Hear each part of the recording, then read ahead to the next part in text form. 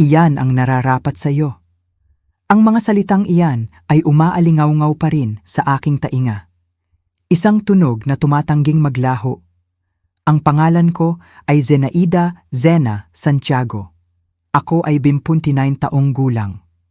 At ito ang kwento na ikinulong ko sa katahimikan sa loob ng maraming buwan, hanggang sa ang katahimikan mismo ay naging hindi na matiis.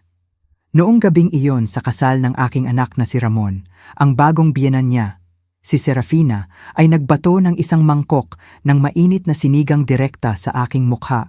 Naramdaman ko ang matinding init na tumagos sa aking balat, ang mga pampalasa na nakasunog sa aking mga mata, ang makapal na sabaw na tumutulo sa aking mamahaling pinya silk blouse. Ngunit ang mas nagpainit sa akin kaysa sa sabaw ay ang ngiti. Ang kalmado, halos nasisiyahang ngiti na isinuot niya habang nakatingin siya sa akin nang may naniningkit na mga mata, na para bang ginawa niya lang ang isang bagay na matagal na niyang hinihintay na gawin.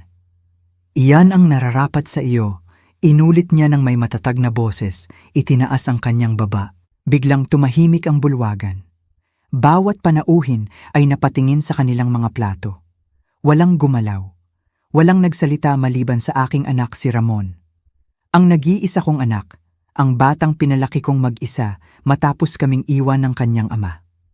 Ang lalaking ibinigay ko sa kanya ang lahat ng mayroon ako.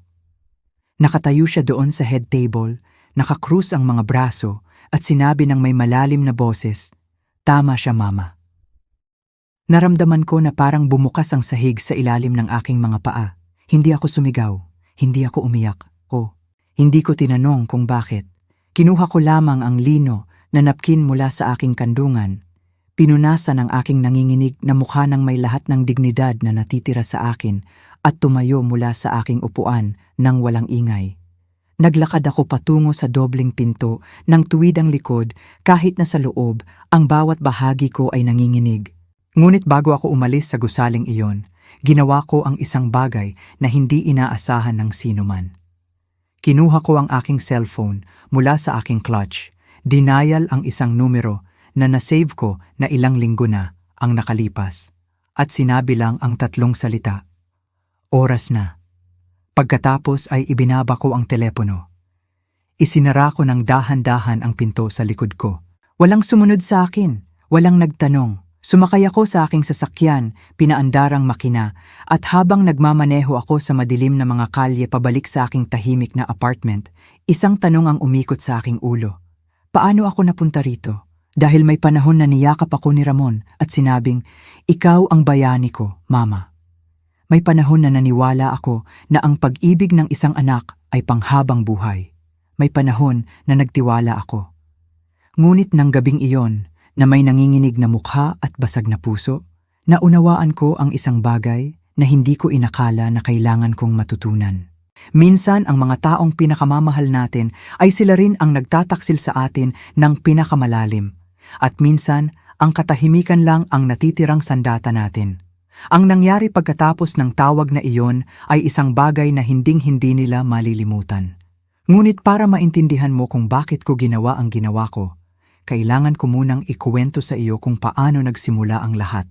Kung paanong ang isang inang nagbigay ng lahat ay napunta sa kahihiyan sa harap ng isang silid na puno ng mga estranghero. Huminga ng malalim. At kung paano ko natuklasan, huli na ang aking anak ay nagtatago ng isang sikreto na babago sa lahat. Minsan, nagtitiwala tayo ng labis sa maling tao. Naranasan mo na bang mabigo sa isang taong minamahal mo? Ibahagi mo ang iyong kwento sa mga komento. Gusto ko itong basahin. 3 taon na ang nakalipas, iba ang buhay ko. Hindi perpekto, pero akin. Nakatira ako sa isang malaking apartment sa isang simpleng lugar sa Maynila na may balkonahe na puno ng pulang geranium at bougainvillea na dinidiligan ko mismo tuwing umaga. Mayroon akong aking rutina. Malakas na kape sa alas 7, ensaymada o puto mula sa panaderya ni Mr. Hernandez sa kanto, at pagkatapos ay bubuksan ko ang aking maliit na tailoring shop sa unang palapag ng gusali. Hindi ako mayaman, ngunit hindi ko rin naman kailangan.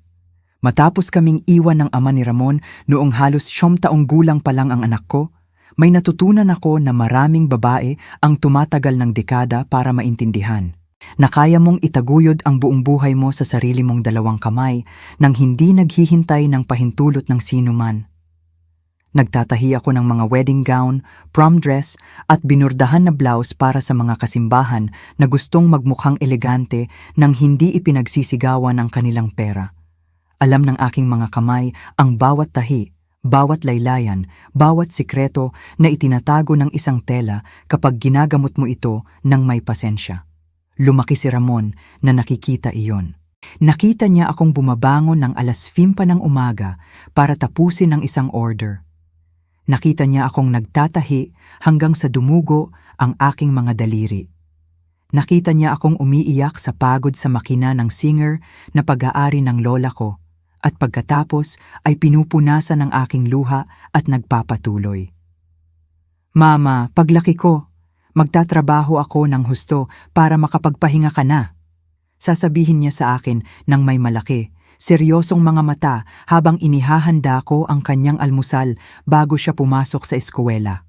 At naniwala ako sa kanya dahil si Ramon ay palaging isang mabuting bata, responsable at mapagmahal. Nag-aaral siya nang hindi ko na kailangang sabihin, nakakakuha ng magagandang marka. Tuwing linggo, tinutulungan niya akong linisin ang tindahan at tinatanong niya ako tungkol sa tela, tungkol sa kulay, tungkol sa kung paano ko nalalaman kung anong damit ang kailangan ng bawat kliyente. Dahil nakikinig ako sa kanila, anak, sasabihin ko sa kanya, palaging sinasabi sa iyo ng tao ang kailangan nila, kahit hindi sila gumagamit ng salita. Tatango siya ng may pag-iisip at pagkatapos ay maglalaro ng basketball kasama ang mga bata sa kapitbahayan. Nang siya ay naging 18 at nag-aral ng business administration sa isang kilalang universidad, naramdaman ko na sulit ang bawat sakripisyo. Magkakaroon ang aking anak ng isang bagay na hindi ko kailanman nagkaroon. Isang karera, isang degree, isang kinabukasan na walang sakit sa likod o manhid na mga daliri. Nagtrabaho ako ng doble, triple shift. Nagtahi ako ng mga damit para sa kasal ng mga pamilya na hinding-hindi ako iimbitahan sa kanilang mga mesa, ngunit nagbabayad ng malaki. Inipon ko ang bawat piso, tinanggihan ang sarili ko sa tulong, tinanggihan ang sarili ko sa pautang dahil gusto kong matapos ni Ramon ang kolehiyo nang walang utang sa sinuman. At nagawa niya. Nagtapos siya ng may karangalan, nakakuha ng trabaho sa isang top real estate firm. Nagsimula siyang kumita ng malaki. Nagsusuot ng mga suit na ako mismo ang nagtahi para sa kanya. Nagdadala sa akin ng bulaklak tuwing linggo kapag dumarating siya para mananghalian. Salamat mama, sasabihin niya, hinahalikan ang aking noo. Ang lahat ng ako ay dahil sa iyo. At naramdaman ko na kumpleto ako hanggang sa makilala niya si Carmela. Ang unang beses na kinausap ako ni Ramon tungkol sa kanya, may napansin akong kakaiba sa kanyang boses. Isang bagong emosyon, isang kislap sa kanyang mga mata na hindi ko kailanman nakita. Espesyal siya mama, napaka-espesyal. Si Carmela ay ang nag-iisang anak na babae ng isang mayamang pamilya mula sa isang exclusive village. Ang kanyang ama ay nagmamay-ari ng isang chain ng mga tindahan ng hardware supplies. Ang kanyang ina, si Serafina, ay isa sa mga babae na hindi kailanman nagtrabaho sa isang araw sa kanyang buhay. Ngunit marunong magbigay ng utos na parang isang general. Nang sabihin sa akin ni Ramon na gusto niya akong ipakilala sa kanya, isinuot ko ang aking pinakamagandang damit, ang navy blue na may embroidery sa kuwelyo na ginawa ko para sa kasal ng isang malayo kong pinsan. Inayos ko ang aking buhok, isinuot ang mga hikaw na perlas na pag-aari ng aking ina. Gusto kong magbigay ng magandang impresyon. Ang pagpupulong ay sa isang mamahaling restaurant na hindi ko kailanman pipiliin. Masyadong elegante, masyadong mahal. Ngunit nagpumilit si Ramon. Gusto kong makilala ninyo ang isa't isa ng mabuti, mama. Mahalaga sa akin si Carmela. Dumating si Carmela na nakasuot ng isang puting damit na walang kapintasan at isang ngiti na hindi umabot sa kanyang mga mata. Siya ay maganda, magalang, ngunit malamig. Nag-usap kami tungkol sa mga bagay na walang kabuluhan. Ang panahon, ang kanyang karera sa interior design, ang mga plano sa kasal na ini-imagine na niya, kahit na 6 na buwan pa lang silang magkasintahan ni Ramon. Ngumiti ako, tumango, tinanong ang lahat ng tamang tanong. Ngunit may bumaluktot sa aking sikmura nang sinabi niya, "Excited na ang aking ina na makilala kayo, Aling Zenaida. Marami na akong naikukuwento tungkol sa inyo." Ang paraan ng pagkakasabi niya ng Aling Zenaida ay kakaiba, na para bang kailangan ng aking pangalan ng isang titulo para umiral sa kanyang mundo. Hinawakan ni Ramon ang aking kamay at pinisil ito, na para bang sinasabi sa akin, "Magiging ayos ang lahat, Mama." At gusto kong maniwala sa kanya dahil noon naniwala pa rin ako na ang pag-ibig ng isang anak ay mas malakas kaysa sa anumang bagay. Naniwala pa rin ako na ang binuo namin, kaming dalawa lang, sa loob ng napakaraming taon, ay hindi masisira. Hindi ko pa alam noon na may ilang babae na tumitingin sa ibang babae bilang mga kaaway mula pa sa unang sandali. At hindi ko pa alam noon na nagpasya na si Serafina bago pa man kami magkita na hindi ako sapat para sa kanyang pamilya. Nang hapong iyon, nang umalis kami sa restaurant, niyakap ako ng mahigpit ni Ramon at sinabing, "Nagustuhan ka ni Carmela, Mama." Sinabi niya ito sa akin sa kotse. Ngumiti ako, ngunit sa kaloob-looban, isang maliit at malamig na boses ang bumulong ng isang bagay na ayaw kong marinig.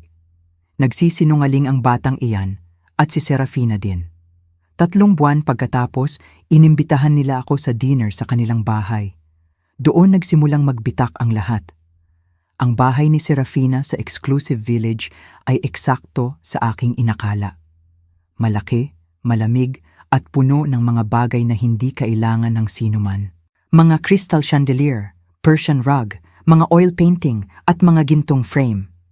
Mga muebles na mukhang direkta mula sa isang decor magazine, napaka-perpekto na nakakatakot na dungisan lang sa pamamagitan ng pagtingin. Nang dumating kami ni Ramon ng gabing iyon, sinalubong kami ni Serafina sa pinto nang may ngiti na hindi umabot sa kanyang mga mata. "Zenaida, ang ganda ng makita ka," sinabi niya. Binigyan ako ng 2 air kiss nang hindi talaga hinahawakan ang aking pisngi. Tuloy ka, magpakumbaba ka." Ngunit hindi ako naramdaman na nasa bahay ako. Naramdaman ko na isa akong nanghihimasok. Lumabas si Carmela mula sa hagdanan, nagliliwanag sa isang maputlang pink na damit na marahil ay nagkakahalaga ng higit sa 3 buwan ng aking renta. Binati niya ako ng may parehong magalang at walang laman ng ngiti tulad ng dati. "Aling Zenaida, ang ganda ninyo tingnan." Muli, ang Aling Zenaida, na para bang ang aking pangalan ay umiral lamang ng may prefix na nagpaparamdam sa akin na matanda, dayuhan, mula sa ibang mundo.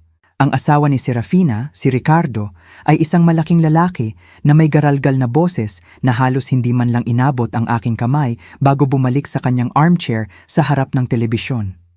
Hindi siya nagsalita ng marami sa buong gabi, umuungol lang paminsan-minsan at uminom ng scotch.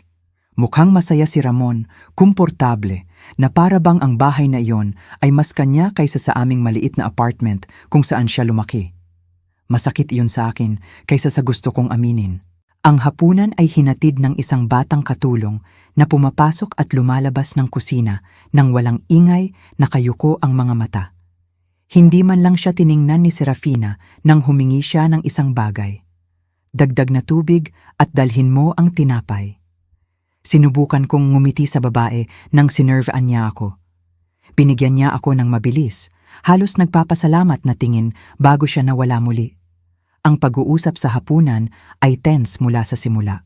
Nag-usap si Serafina tungkol sa kanyang mga kaibigan sa country club, ang bakasyon na pinaplano nilang puntahan, ang bagong SUV na binili ni Ricardo. "Dahil hindi ka lang basta-basta magmamaneho, hindi ba, Zenaida?" Sinabi niya nang may magaan na tawa. "Kailangan mong panatilihin ang isang tiyak na antas." Tumango ako nang hindi alam kung ano ang sasabihin. Nakialam si Carmela, hinawakan ang braso ni Ramon nang may mapagmay-aring kilos. "Mama, sinabi ko na kay Ramon na kapag kinasal kami, kailangan niyang isipin ang isang mas malaking kotse. Masyadong modest ang kotse niya." Tumawa nang hindi komportable si Ramon. "Ayos lang ang kotse, babe. Nagagamit ko naman ng maayos. Pero magkakaroon tayo ng mga anak, hindi ba? Nagpumilit si Carmela ng may matamis na boses. Kailangan natin ng espasyo, kaligtasan. Bukod pa, tutulungan ka ni tatay sa down payment. Naramdaman ko ang buhol sa aking sikmura. Binili ng aking anak ang kotse na iyon gamit ang sarili niyang pera. Pinanood ko siyang magtrabaho ng husto para makuha iyon at ngayon ay pinag-uusapan ng batang ito na para bang ito ay isang kahihiyan. Sa tingin ko, alam ni Ramon kung ano ang pinakamahusay para sa kanya. Sinabi ko ng may kalmado ngunit matatag na boses. Tinitigan ako ni Serafina sa unang pagkakataon sa buong gabi. Aba, oo Zenaida, si Ramon ay isang napakatalinong binata. Kaya't sigurado ako na gagawin niya ang tamang desisyon para sa kanyang kinabukasan, para sa kanyang bagong pamilya. Ang paraan ng pagkakasabi niya ng kanyang bagong pamilya ay parang isang tahimik na sampal na para bang hindi na ako bahagi ng kinabukasan na iyon. Walang sinabi si Ramon, patuloy lang siyang kumakain ng nakayuko ang ulo at naunawaan ko ang isang bagay na kahila-hilakbot sa sandaling iyon. Hinahayaan ng aking anak na itulak nila ako palayo. Patuloy na nagsalita si Serafina. Ngayon, tungkol sa kasal. Si Carmela at ako ay tumitingin na ng mga simbahan. Ang kasal ay sa katedral, syempre. Dito ikinasal ang aking mga magulang, ang aking mga lolo't lola, ang buong pamilya. At ang reception ay sa isang high-end hotel. Walang masyadong ostentatious ngunit elegante dahil ang mga bagay ay dapat gawin ng maayos, hindi ba? Tumango ako, nararamdaman na nagsasara ang aking lalamunan. Walang nagtanong sa akin. Walang nag-imbita sa akin sa mga planong ito. Para bang ang kasal ng aking anak ay hindi na sa akin. At ano sa tingin mo, Zenaida? Biglang tanong ni Serafina nang may pekeng ngiti na iyon. Nagustuhan mo ba ang ideya? Mukhang maganda. Sinabi ko, pinipilit ang isang ngiti. Ang mahalaga ay masaya sina Ramon at Carmela.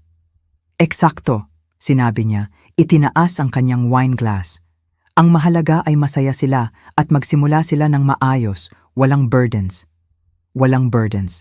Ang salita ay nakabitin sa hangin na parang lason. Tumayo si Carmela para magpunta sa banyo. Nakaupo si Ricardo sa kanyang armchair na natutulog at sinamantala ni Serafina ang sandaling iyon para lumapit sa akin. Ang kanyang boses ay mahina ngunit malinaw. Zenaida, mukha kang isang makatwirang babae kaya magiging direkta ako sa iyo. Si Ramon ay isang mabuting bata ngunit sanay siya sa isang tiyak na buhay, isang simpleng buhay at ayos lang iyon. Ngunit ngayon, magiging bahagi siya ng aming pamilya. At ang aming pamilya ay may mga expectations. Expectations, inulit ko, nararamdaman ang init na umaakyat sa aking leeg. Oo, expectations, kailangan ni Carmela ng stability, isang asawa na kayang magbigay, at kailangan ni Ramon na mag-focus sa kanyang kinabukasan, hindi sa nakaraan. Tinitigan niya ako. Ang nakaraan? Bulong ko. Huwag mo akong maliitin, Zenaida. Alam ko na marami kang nagawa para sa iyong anak. Kahanga-hanga iyon, ngunit ngayon, oras na para lumipad siya mag-isa. Walang strings, walang emotional na dependencies. Naramdaman ko na para akong sinaksak ng kutsilyo sa aking dibdib. Hindi ko kailanman naging burden ang aking anak. Sinabi ko, nanginginig ang aking boses ngunit matatag. Aba, syempre hindi. Sinabi niya, ngumiti. Ngunit ngayon, may iba ng mga priority si Ramon. At sigurado ako na ikaw, bilang isang mabuting ina, ay malalaman kung paano tumabi kapag kailangan. Hindi ako makasagot dahil sa sandaling iyon, bumalik si Carmela mula sa banyo. Nagsimulang ngumiti muli si Ramon na para bang walang nangyari at nagdala ng dessert ang katulong, crème brûlée. Hindi ko natikman kahit isang kagat. Nang matapos ang hapunan, binigyan ako ni Serafina ng isang maliit na kahon. Isang maliit na detalye, Zenaida, para maalala mo kami. Sa loob ay isang pinong china teacup, puti na may gintong gilid. Elegante, mahal, malamig. Salamat, sinabi ko nang hindi tumitingin sa kanyang mga mata. Sa kotse pabalik sa aking apartment, tahimik si Ramon. Ganon din ako. Sa wakas, nang dumating kami sa harap ng aking gusali, binali niya ang katahimikan. Nagustuhan mo ba si Serafina, Mama? Tiningnan ko siya, hinahanap sa kanyang mga mata ang batang dating siya. Ang batang niyakap ako at tinawag akong kanyang bayani. Ngunit wala na ang batang iyon doon. Mukha siyang isang malakas na babae, sinabi ko, pinipili ng maingat ang aking mga salita. Oo, sagot niya, ngumiti. Ang galing niya, siya at si Carmela ay napakalapit. Ang ganda tingnan niyan. At kami? Gusto kong sumigaw. Hindi na kami malapit. Ngunit wala akong sinabi. Bumaba lang ako sa kotse, nagpaalam ng may halik sa pisngi at naglakad paakyat sa aking walang laman na apartment. Nang gabing iyon, habang nagtitimpla ako ng kape sa aking lumang pot at nakatingin sa labas ng bintana sa mga ilaw ng lungsod, hinawakan ko ang tasa na ibinigay sa akin ni Serafina. Ito ay maganda, perpekto. Ngunit nang inilapit ko ito sa aking mga labi, hindi ko ininom ang kape na kalalabas ko lang dahil ang tasa na iyon ay hindi isang regalo. Ito ay isang mensahe. Hindi ka nabibilang sa aming mundo. Iniwan ko ito sa mesa, hindi hinawakan, at bumalik sa pagkuha ng aking lumang stoneware mug, ang ginamit ko tuwing umaga sa loob ng maraming taon. Iyon ay akin. Iyon ay alam ang lasa ng aking buhay. At habang umiinom ako ng kape ng tahimik, isang tanong ang nagsimulang lumaki sa loob ko na parang isang madilim na damo. Hanggang saan kaya ang gagawin ng babaeng ito para alisin ako sa buhay ng aking anak? Hindi ko pa alam, ngunit malapit ko nang malaman. Habang ikinukwento ko ang lahat ng ito, iniisip ko kung saan ka nakikinig. Isulat ang pangalan ng iyong lungsod sa mga komento. Ang mga sumunod na buwan ay parang naglalakad ng nakayapak sa basag na salamin. Masakit ang bawat hakbang, ngunit nagpatuloy ako, nakangiti, sinasabi sa sarili ko na magiging ayos ang lahat, na normal lang ito, na ganito ang mga bagay kapag nag-aasawa ang isang anak, na kailangan kong matutong bumitaw. Ngunit ang totoo, hindi nila ako hinahayaang bumitaw, inaalis nila ako. Nagsimulang bumisita nang mas madalas si Ramon. Dati, dumarating siya tuwing linggo nang walang palya. Dumarating siya nang may kakanin. Tinutulungan niya akong ilipat ang muebles para maglinis. Nananatili siya para kumain at ikinukwento sa akin ang lahat tungkol sa kanyang linggo. Ngunit pagkatapos ng hapunan na iyon sa bahay ni Serafina, ang mga pagbisita ay naging 2 beses sa isang buwan, pagkatapos ay buwanan, pagkatapos ay pabugso-bugso, palagi nang may parehong dahilan. Pasensya na, Mama. May plano kami ni Carmela sa pamilya niya. Pasensya na, Mama. Inimbitahan kami ni Serafina sa lunch sa club. Pasensya na, Mama. Kailangan naming asikasuhin ang kasal. Palaging si Carmela, palaging si Serafina, palaging sila. Sinabi ko na ayos lang, na nauunawaan ko na abala siya, ngunit sa loob ko may namamatay ng paunti-unti. Isang hapon, tumawag si Ramon para sabihin sa akin na gusto ni Carmela na sumama ako sa kanila para pumili ng wedding dress. Talaga? Tanong ko, tumalo ng puso ko sa dibdib ko. Oo, Mama. Sabi niya, expert ka sa tela at gusto niya ang opinyon mo. Sa unang pagkakataon sa loob ng ilang linggo, naramdaman ko ang pag-asa. Siguro nagkamali ako tungkol kay Carmela. Siguro gusto niya akong isama. Siguro, oras lang ang kailangan. Sa araw ng appointment, dumating ako ng kalahating oras ng maaga sa butik, isang eleganteng tindahan na may mga damit na nagkakahalaga nang kinikita ko sa loob ng X na buwan. Huli si Carmela, kasama si Serafina at 3 kaibigan na hindi tumitigil sa pagtawa at pagkuha ng litrato gamit ang kanilang mga telepono. Aling Zenaida, sabi ni Carmela, hinahalikan ang aking pisngi. Ang saya ko na dumating kayo. Kailangan namin ang inyong expert eye. Umupo ako sa isang velvet sofa habang sinusukat niya ang damit pagkatapos ng damit. Lahat maganda, lahat mahal, lahat mukhang pareho sa aking mga mata. Nagpalakpakan ang mga kaibigan. Nagbigay ng utos si Serafina sa shop assistant at umupo ako doon ng tahimik nang walang nagtanong sa akin. Hanggang sa lumabas si Carmela na nakasuot ng isang French lace na damit, strapless na may mahabang train. Ano sa tingin ninyo, Aling Zenaida? Tanong niya, umikot sa harap ng salamin. Lahat ng mata ay tumingin sa akin. Huminga ako ng malalim at sinabi ang totoo. Maganda, pero sa tingin ko, hindi bagay sa iyo ang strapless cut. Mayroon kang delikadong balikat. Mas maganda sa iyo ang damit na may lace sleeves o manipis na strap. Ang katahimikan ay kaagad. Tumigil sa pagngiti ang mga kaibigan. Tiningnan ako ni Serafina ng may malamig na mga mata at naglabas si Carmela ng isang kaba na tawa. Ay, kasi ito ang uso sa ngayon, Aling Zenaida. Hindi ko alam kung up-to-date kayo sa trends. Tumawa ng mahina ang kanyang mga kaibigan, ngunit sapat na malakas para marinig ko. Tumayo si Serafina at inilagay ang isang kamay sa balikat ni Carmela. Anak ko, mukha kang kahanga-hanga sa lahat. Huwag kang mag-alala, perpekto ang damit na ito. Kukunin na namin. Ngumiti si Carmela, gumaan ang pakiramdam. Oo, Mama. Tama ka, Mama. Tinawag ni Carmela si Serafina na Mama at ako, tinatawag pa rin niya akong Aling Zenaida. Nanatili akong nakaupo sa hindi nakikitang velvet sofa habang patuloy silang nag-uusap tungkol sa veil, headpiece at designer shoes. Walang nagtanong sa akin muli. Nang umalis kami sa butik, naghihintay sa amin si Ramon sa labas. Tumakbo sa kanya si Carmela at ipinakita sa kanya ang mga litrato ng damit. Hindi ba, love? Magiging napakaganda ko. Magiging pinakamagandang nobya ka sa mundo, sinabi niya, hinalikan siya. Naiwan ako sa likod, hawak ang aking purse, nararamdaman na parang isang anino. Sa wakas, nakita ako ni Ramon. Kumusta, Mama? Nagustuhan mo ba ang damit? Maganda, sinabi ko, pinipilit ang isang ngiti. Salamat sa pagpunta. Alam ko na mahalaga ito kay Carmela. At sa'yo, gusto kong sumigaw. Hindi ba mahalaga sa'yo na nandito ako? Ngunit tumangulang ako. Aba, oo anak, nandito ako para doon. Lumapit si Serafina, hinawakan si Ramon sa braso at sinabi ng may mahinang boses, Ramon, sasama ka ba sa amin para mananghalian?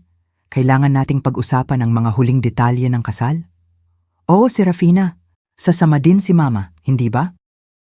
Tanong ni Carmela. Tiningnan ako ng may magalang, walang laman ng ngiti na yon. Bago ako makasagot, sinabi ni Serafina, Ay hindi dear, sigurado akong pagod na si Zenaida. Bukod pa, pag-uusapan namin ang mga napaka-espesipikong bagay sa organisasyon. Ayaw naming mabigla siya. Walang sinabi si Ramon. Hindi niya ako ipinagtanggol, hindi nagpumilit, hindi sinabi, sasama ang mama ko sa amin. Nagpaalam lang siya nang may halik sa pisngi at umalis kasama nila. Nakatayo ako sa bangketa, pinanood silang lumayo. At sa unang pagkakataon, umiyak ako sa publiko. Hindi marami, ilang mabilis na luha lang na pinunasan ko gamit ang likod ng aking kamay bago ako makita ng sinuman. Sumakay ako ng bus pabalik sa aking apartment. Ayaw kong gumastos ng pera sa Grab. Nang dumating ako sa bahay, nagtimpla ako ng kape sa aking stoneware mug, ang pareho tulad ng dati, ang alam ang lasa ng aking buhay. Ang China cup na ibinigay sa akin ni Serafina ay nasa mesa pa rin, hindi hinawakan, nag-iipon ng alikabok. Tiningnan ko ito ng matagal at may bumulong sa loob ko. Hindi ito gaganda, lalala lang ito. Ngunit ayaw kong makinig dahil naniwala pa rin ako na ang pag-ibig ng isang anak ay mas malakas kaysa sa anumang panlabas na impluwensya. Naniwala pa rin ako na magigising si Ramon, na mapagtanto niya, na babalik siya sa pagiging batang niyakap ako at tinawag akong kanyang bayani. Kaya nagpatuloy ako. Nagpatuloy akong ngumiti nang inalis nila ako. Nagpatuloy akong nagsabi, ayos lang, nang ang lahat ay mali. Nagpatuloy akong lunukin ang sakit para hindi maging problema, para hindi maging isang burden, para hindi matupad ang propesiya na itinanim ni Serafina sa isip ng aking anak. Sasakalin ka ng iyong ina kung hindi ka lalayo. Pagkatapos ng 2 linggo, inimbitahan ako ni Ramon sa dinner. Kaming 2 lang, tulad ng dati. Sobrang excited ako. Dumating ako ng kalahating oras ng maaga sa restaurant. Nagbihis ako ng maingat. Nagsusuot ako ng burgundy dress, na ako mismo ang nagtahi ng may discreet embroidery sa kwelyo. Gusto kong maramdaman ng aking anak na ipinagmamalaki niya ako. Ngunit nang dumating siya, hindi siya nag-iisa. Kasama niya si Carmela. Pasensya na Mama. Gustong sumama ni Carmela. Sana ayos lang sa iyo. Aba, syempre, hindi. Nagsinungaling ako. Sa buong dinner, nag-usap ng walang tigil si Carmela tungkol sa kasal, tungkol sa honeymoon na pinaplano nilang puntahan sa malayo, tungkol sa kondo na ibibigay ng kanyang ama sa kanila bilang regalo sa kasal. Nasa isang exclusive area sa Makati, Aling Zenaida. 3 bedroom, 2 kumpletong banyo at isang terrace na may kamanghamanghang view. Sabi ni tatay, mahalaga na magsimula ng maayos. Mukhang masaya si Ramon, ngumiti lang ako. At nang dumating ang check, kinuha ni Ramon ang kanyang wallet at sinabi ang isang bagay na naghati sa aking puso sa dalawa. Mama, pwede mo ba akong pahiramin ng PHP 100,000? Marami akong nagastos ngayong buwan sa mga gamit sa kasal at medyo tight ako. PHP 100,000? Wala akong extra PHP 100,000 na extra pera.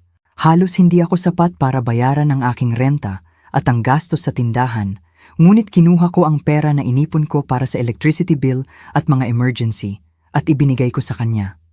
Aba, oo, anak, huwag kang mag-alala. Salamat mama. Babayaran kita sa susunod na buwan. Hindi niya ako kailanman binayaran at hindi ko kailanman hiniling sa kanya dahil sa sandaling iyon naunawaan ko ang isang bagay na kahilahilakbot. Hindi na ako ang kanyang ina. Ako ay ang kanyang bangko, ang kanyang safety net, ang kanyang plan B. Ngunit hindi na ako ang pinakamahalagang tao sa kanyang buhay. Nang gabing iyon, nang bumalik ako sa aking apartment, umupo ako sa harap ng bintana nang may kape ko at tiningnan ang mga ilaw ng lungsod, nagtataka kung paano ako napunta roon. Kung paanong ang isang babae na nagbigay ng lahat, na nagsakripisyo ng kanyang kabataan, ang kanyang kalusugan, ang kanyang buong buhay para sa isang anak, ay maaaring mapunta sa pakiramdam na hindi nakikita. Ngunit hindi ko pa alam ang totoo. Hindi ko pa alam na ang lahat ng nangyari hanggang sa sandaling iyon ay simula pa lamang. Na may plano si Serafina at ang aking anak, ang aking Ramon, ang nag-iisa kong anak, ay bahagi na nito. Ang kasal ay lumapit na parang isang hindi maiiwasang bagyo at patuloy akong nagpapanggap na ayos ang lahat. Tumagal si Ramon ng ilang linggo nang hindi ako tinatawagan. Nang tumawag siya, ang mga pag-uusap ay maikli. Walang focus, puno ng hindi komportable na katahimikan. Kumusta ka, mama? Ayos lang, anak. Ikaw? Ayos lang, ayos lang. Abala sa mga paghahanda, nai-imagine mo ba? Sige na, kailangan ko nang umalis. Tumatawag na si Carmela. Click. At naiwan ako na may hawak na telepono sa aking kamay, nararamdaman na may nawawalan ng laman sa loob ko nang paunti-unti tuwing tumatawag siya. Ngunit ang pinakamasama ay hindi ang maikling tawag. Ang pinakamasama ay ang mga imbitasyon na hindi kailanman dumating. Nalaman ko nang hindi sinasadya na may bachelor party para kay Ramon, isang barbecue sa bahay ni Ricardo nang may live band, kasama ang mga kaibigan ng pamilya ni Carmela. Walang nagsabi sa akin. Mayroon ding rehearsal dinner sa isang napakamahal na Italian restaurant kasama ang mga ninong at ninang, kasama ang malapit na pamilya. Walang nag-imbita sa akin. Nang tinanong ko si Ramon kung bakit hindi nila ako isinama, naging hindi siya komportable. Ay mama, maliliit na bagay lang. Last minute, ayaw ka naming guluhin. Guluhin? Na para bang ang presensya ko ay isang abala, na para bang ako ay isang problema na kailangang iwasan. Ngunit nanatili akong tahimik, patuloy na ngumiti, patuloy na nagsabi, "Huwag kang mag-alala anak, nauunawaan ko." Hanggang sa isang hapon, nagbago ang lahat. Martes noon, naalala ko dahil ang Martes ay palaging mabagal na araw sa tindahan. Tinatapos ko ang paglalaylay ng isang gala dress nang tumunog ang doorbell. Binuksan ko ang pinto at nakita ang isang batang delivery guy na may asul na sombrero at isang Manila envelope sa kanyang mga kamay. Zenaida Santiago? Oo, ako iyon. Pirmahan mo rito, please. Pumirma ako nang hindi nag-iisip. Ibinigay sa akin ng bata ang envelope at umalis. Isinara ko ang pinto at tiningnan ang package. Wala itong return address, ang pangalan ko lang ang nakasulat sa itim na tinta. May bumaluktot sa aking sikmura. Umupo ako sa upuan ng tindahan nang may nanginginig na mga kamay at binuksan ang envelope. Sa loob ay mga litrato. Maraming litrato. Sa simula, hindi ko naintindihan ang nakikita ko. Ito ay mga larawan ni Ramon, ang aking anak, sa iba't ibang lugar. Mga restaurant, isang parking lot, isang hotel entrance. Ngunit hindi siya nag-iisa. Kasama niya ang isang babae. At ang babaeng iyon ay hindi si Carmela, si Serafina iyon. Naramdaman ko na gumalaw ang sahig sa ilalim ng aking mga paa. Ang unang litrato ay nagpakita kina Ramon at Serafina na umaalis sa isang restaurant. Nasa likod niya ang kanyang kamay. Tumatawa siya nang nakasandal ang kanyang ulo. Ang pangalawang litrato ay nasa isang parking lot. Binubuksan ni Ramon ang pinto ng kotse para sa kanya. Ang kanilang mga mukha ay napakalapit, masyadong malapit.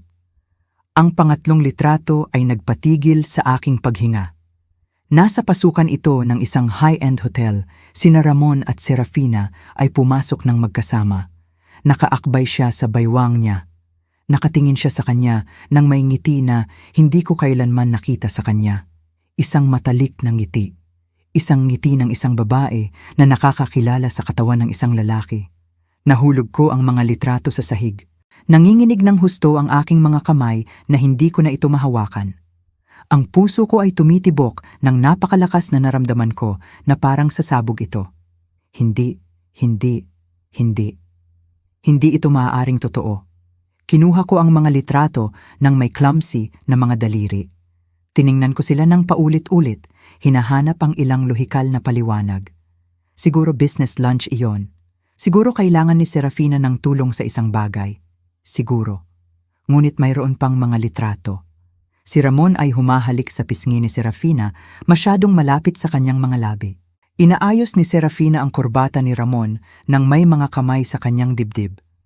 Pareho silang pumasok sa isang apartment at isang damit na hindi ko alam. At ang huling litrato ang nagpalabas sa akin ng isang ungol na hindi ko alam na mayroon ako sa loob. Sina Ramon at Serafina sa isang balkonahe sa gabi. Niyayakap siya ni Ramon mula sa likod. Nakapikit ang kanyang mga mata, nakasandal sa kanyang dibdib, parang dalawang magkasintahan na nagbahagi ng isang bagay na ipinagbabawal. Tumayo ako mula sa upuan, natitisod, tumakbo ako sa banyo at sumuka. Sinuka ko ang lahat ng mayroon ako sa loob hanggang sa matira na lang ang tuyong pagduwal at isang mapait na lasa sa aking bibig. Nanatili ako roon, nakaluhod sa harap ng toilet, umiiyak ng walang kontrol. Ang aking anak, ang nag-iisa kong anak, ang batang pinalaki ko, mag-isa. Ang batang ibinigay ko ang lahat. Ang batang tumawag sa akin na kanyang bayani. May relasyon siya sa ina ng kanyang fiancé. Sa isang babaeng mas matanda sa kanya ng 20 taon. Sa isang babaeng humamak sa akin ng paulit-ulit. At biglang nagkaroon ng kabuluhan ng lahat. Kaya pala galit na galit sa akin si Serafina. Kaya pala gusto niya akong mawala sa buhay ni Ramon mula pa sa simula. Hindi dahil sa mahirap ako o simple o mula sa ibang mundo. Dahil ako ang kanyang karibal, ang tunay na ina, ang nakakakilala kay Ramon mula noon, ang makakakita sa ginawa niya sa kanya. At kaya pala ako iniwan ni Ramon. Hindi para kay Carmela, kundi para kay Serafina. Para sa babaeng iyon na umakit sa kanya, nagmanipula sa kanya, ginawa siyang kanyang laruan. Nanatili ako sa sahig ng banyo, nang hindi ko alam kung gaano katagal. Umiiyak, nanginginig, nararamdaman na gumuho ang lahat ng inakala kong alam ko tungkol sa aking buhay.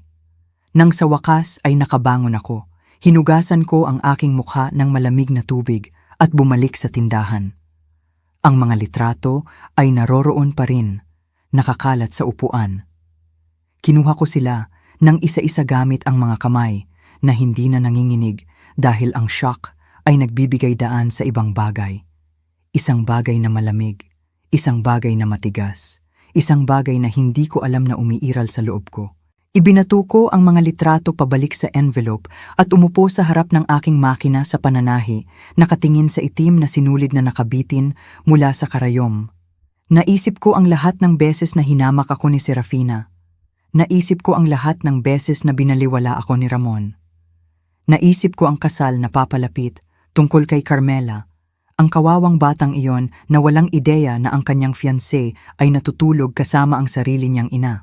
At naisip ko ang tungkol sa akin, tungkol sa babaeng nagtrabaho hanggang sa dumugo para bigyan ng kanyang anak ng mas magandang buhay, ang babaeng lumunok ng mga insulto at paghamak ng walang sinasabi, ang babaeng naniwala na ang pag-ibig ng isang anak ay panghabang buhay.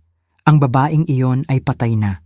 At sa kanyang lugar ay may nakatayong bagong tao, isang taong hindi na mananatiling tahimik. Kinuha ko ang aking telepono at dinaya lang isang numero na nasave ko na ilang buwan na ang nakalipas nang sinabi sa akin ng isang kliyente tungkol sa isang private investigator na tumulong sa kanya na tuklasin ang infidelity ng kanyang asawa. Magandang hapon, ito po si Zenaida Santiago. Kailangan ko po ng inyong serbisyo. Ang boses sa kabilang linya ay profesional, neutral. Sabihin ninyo po kung paano ako makakatulong sa inyo, Ginang Santiago. Kailangan ko ng mas maraming impormasyon, mas maraming ebidensya, mga petsa, lugar, lahat ng makukuha mo sa dalawang tao. Ang kanilang mga pangalan, Ramon Santiago at Serafina de Guzman. May paghinto. May relasyon po ba sila? Opo, sinabi ko nang may boses na hindi na nanginginig. Siya po ang anak ko at siya ang ina ng kanyang fiancé. Isa pang mas mahabang paghinto. Naiintindihan ko po. At ano po ang plano ninyong gawin sa impormasyon, Ginang Santiago? Tiningnan ko ang bintana ng tindahan. Nagsisimulang bumukas ang mga ilaw ng lungsod. Ang langit ay kinulayan ng orange at violet. Hindi ko pa alam, sabi ko. Ngunit kapag alam ko na, gusto kong maging handa. I-email ko po sa inyo ang aking quote. At, Ginang Santiago? Opo? Ang ilang katotohanan ay mas masakit kaysa sa kasinungalingan. Sigurado po ba kayong gusto ninyong malaman? Isinara ko ang aking mga mata. Naisip ko ang aking anak, tungkol sa batang dating siya, tungkol sa lalaking naging siya. At sinabi ko ang isang bagay na hindi ko inakala na sasabihin ko. Wala na pong pakialam kung ano ang masakit. Kailangan ko po ang katotohanan. Ibinaba ko ang telepono, nagtimpla ako ng kape sa aking stoneware mug at naghintay. Dahil ngayon, alam ko na ang kasal ay hindi ang katapusan ng kwentong ito. Ito ay simula pa lamang. At hindi na ako ang magiging tahimik na biktima. Ako ang magiging babaeng nakakaalam, ang babaeng naghihintay, ang babaeng sa tamang sandali ay gagawa ng isang tawag sa telepono at guguho ang lahat. Nagtago ka rin ba ng isang masakit na sikreto? Natuklasan mo ba ang isang bagay na nagbago sa lahat ng inakala mong alam mo? Sabihin mo sa akin sa mga komento. Ang pangalan ng private investigator ay si Boyet Herrera. Siya ay isang lalaki na mga 50, ordinaryong tingnan, may salamin at isang kalmadong boses na nagbigay ng tiwala. Nagkita kami sa isang discreet coffee shop sa malayo sa kung saan man ako makikilala ng sinuman. Nagdala siya sa akin ng isang makapal na Manila folder na puno ng mga papel, litrato at ulat. Ginang Santiago, sinabi niya ng kalmado. Nakita ko na po ang hiniling ninyo, ngunit bago ko ipakita sa inyo, kailangan ko po na huminga kayo ng malalim. Alam ko na po ang makikita ko, sinabi ko nang nakakrus ang aking mga kamay sa mesa. Hindi po, sagot niya, tiningnan ako sa mga mata. Maniwala po kayo, hindi pa po ninyo alam. Binuksan niya ang folder at natapos masira ang aking mundo. Ang mga unang litrato ay katulad ng mga natanggap ko sa anonymous envelope. Sina Ramon at Serafina sa mga restaurant, hotel, sa isang apartment na, ayon sa investigator, inupahan niya specifically para sa kanilang mga engkwentro. Ang apartment na ito ay list sa isang shell company, paliwanag ni Boyet. Ngunit sinubaybayan ko ang mga bayad. Lahat ay nagmumula sa personal account ni Serafina de Guzman. Naramdaman ko na nasusuka muli, ngunit pinilit ko ang sarili kong patuloy na tumingin. May mga hotel record, ang mga mamahaling hotel, mga silid na nabook sa pangalan niya. Ngunit ipinakita ng mga security camera na pareho silang pumasok ng magkasama. Simula kailan? Tanong ko nang may boses na halos hindi ko na nakilala na akin. Binaligtad ni Boyet ang ilang pahina at itinuro ang isang petsa. Ang unang record na nakita ko ay mula sa 1.5 taon na ang nakalipas. 1.5 taon. Ang aking anak ay natutulog kasama ang ina ng kanyang fiancé sa loob ng 1.5 taon. Simula bago pa man mag-engage sina Carmela at Ramon. Simula bago ko pa makilala ang pamilyang iyon. Mayroon pa, sinabi ni Boyet nang may malubhang tono. Ipinakita niya sa akin ang mga bank statement, mga transfer mula sa account ni Serafina patungo sa account ni Ramon. Malalaking halaga, PHP 500,000 dito, PHP 1,000,000 doon, PHP 2,500,000 sa isang okasyon. Ano ito? Bulong ko. Mga bayad, sinabi ni Boyet. Ang inyong anak ay tumatanggap ng pera mula sa kanya ng regular. Ang salita ay nakabitin sa hangin na parang lason. Mga bayad. Ang aking anak ay hindi lang nagkakaroon ng relasyon sa babaeng iyon. Hinahayaan niya itong suportahan siya. Meron pa bang iba? Opo, nagpatuloy si Boyet, at ito ang pinakadelikadong bahagi. Kinuha niya ang isa pang set ng mga dokumento. Inimbestigahan ko ang mga pinansyal ni Mr. Ricardo de Guzman, ang asawa ni Serafina. Siya ay nalulugi. Ang hardware chain na supposedly napakabuti ay malapit nang bumagsak. Mayroon siyang utang sa ilang bangko at ang bahay sa kanilang exclusive village ay may 3 mortgage. Umupo ako ng tahimik, nagpoproseso. Kaya, lahat ay kasinungalingan? Tanong ko. Ang kayamanan, ang pera, ang status, ito ay isang fasad, kinumpirma ni Boyet. Isang napakahusay na fasad, ngunit gumuho na ito. At sa tingin ko, alam iyon ni Serafina. Kaya ginagamit niya ang kanyang anak. Ginagamit si Carmela? Paano? Kinuha ni Boyet ang mas maraming papel.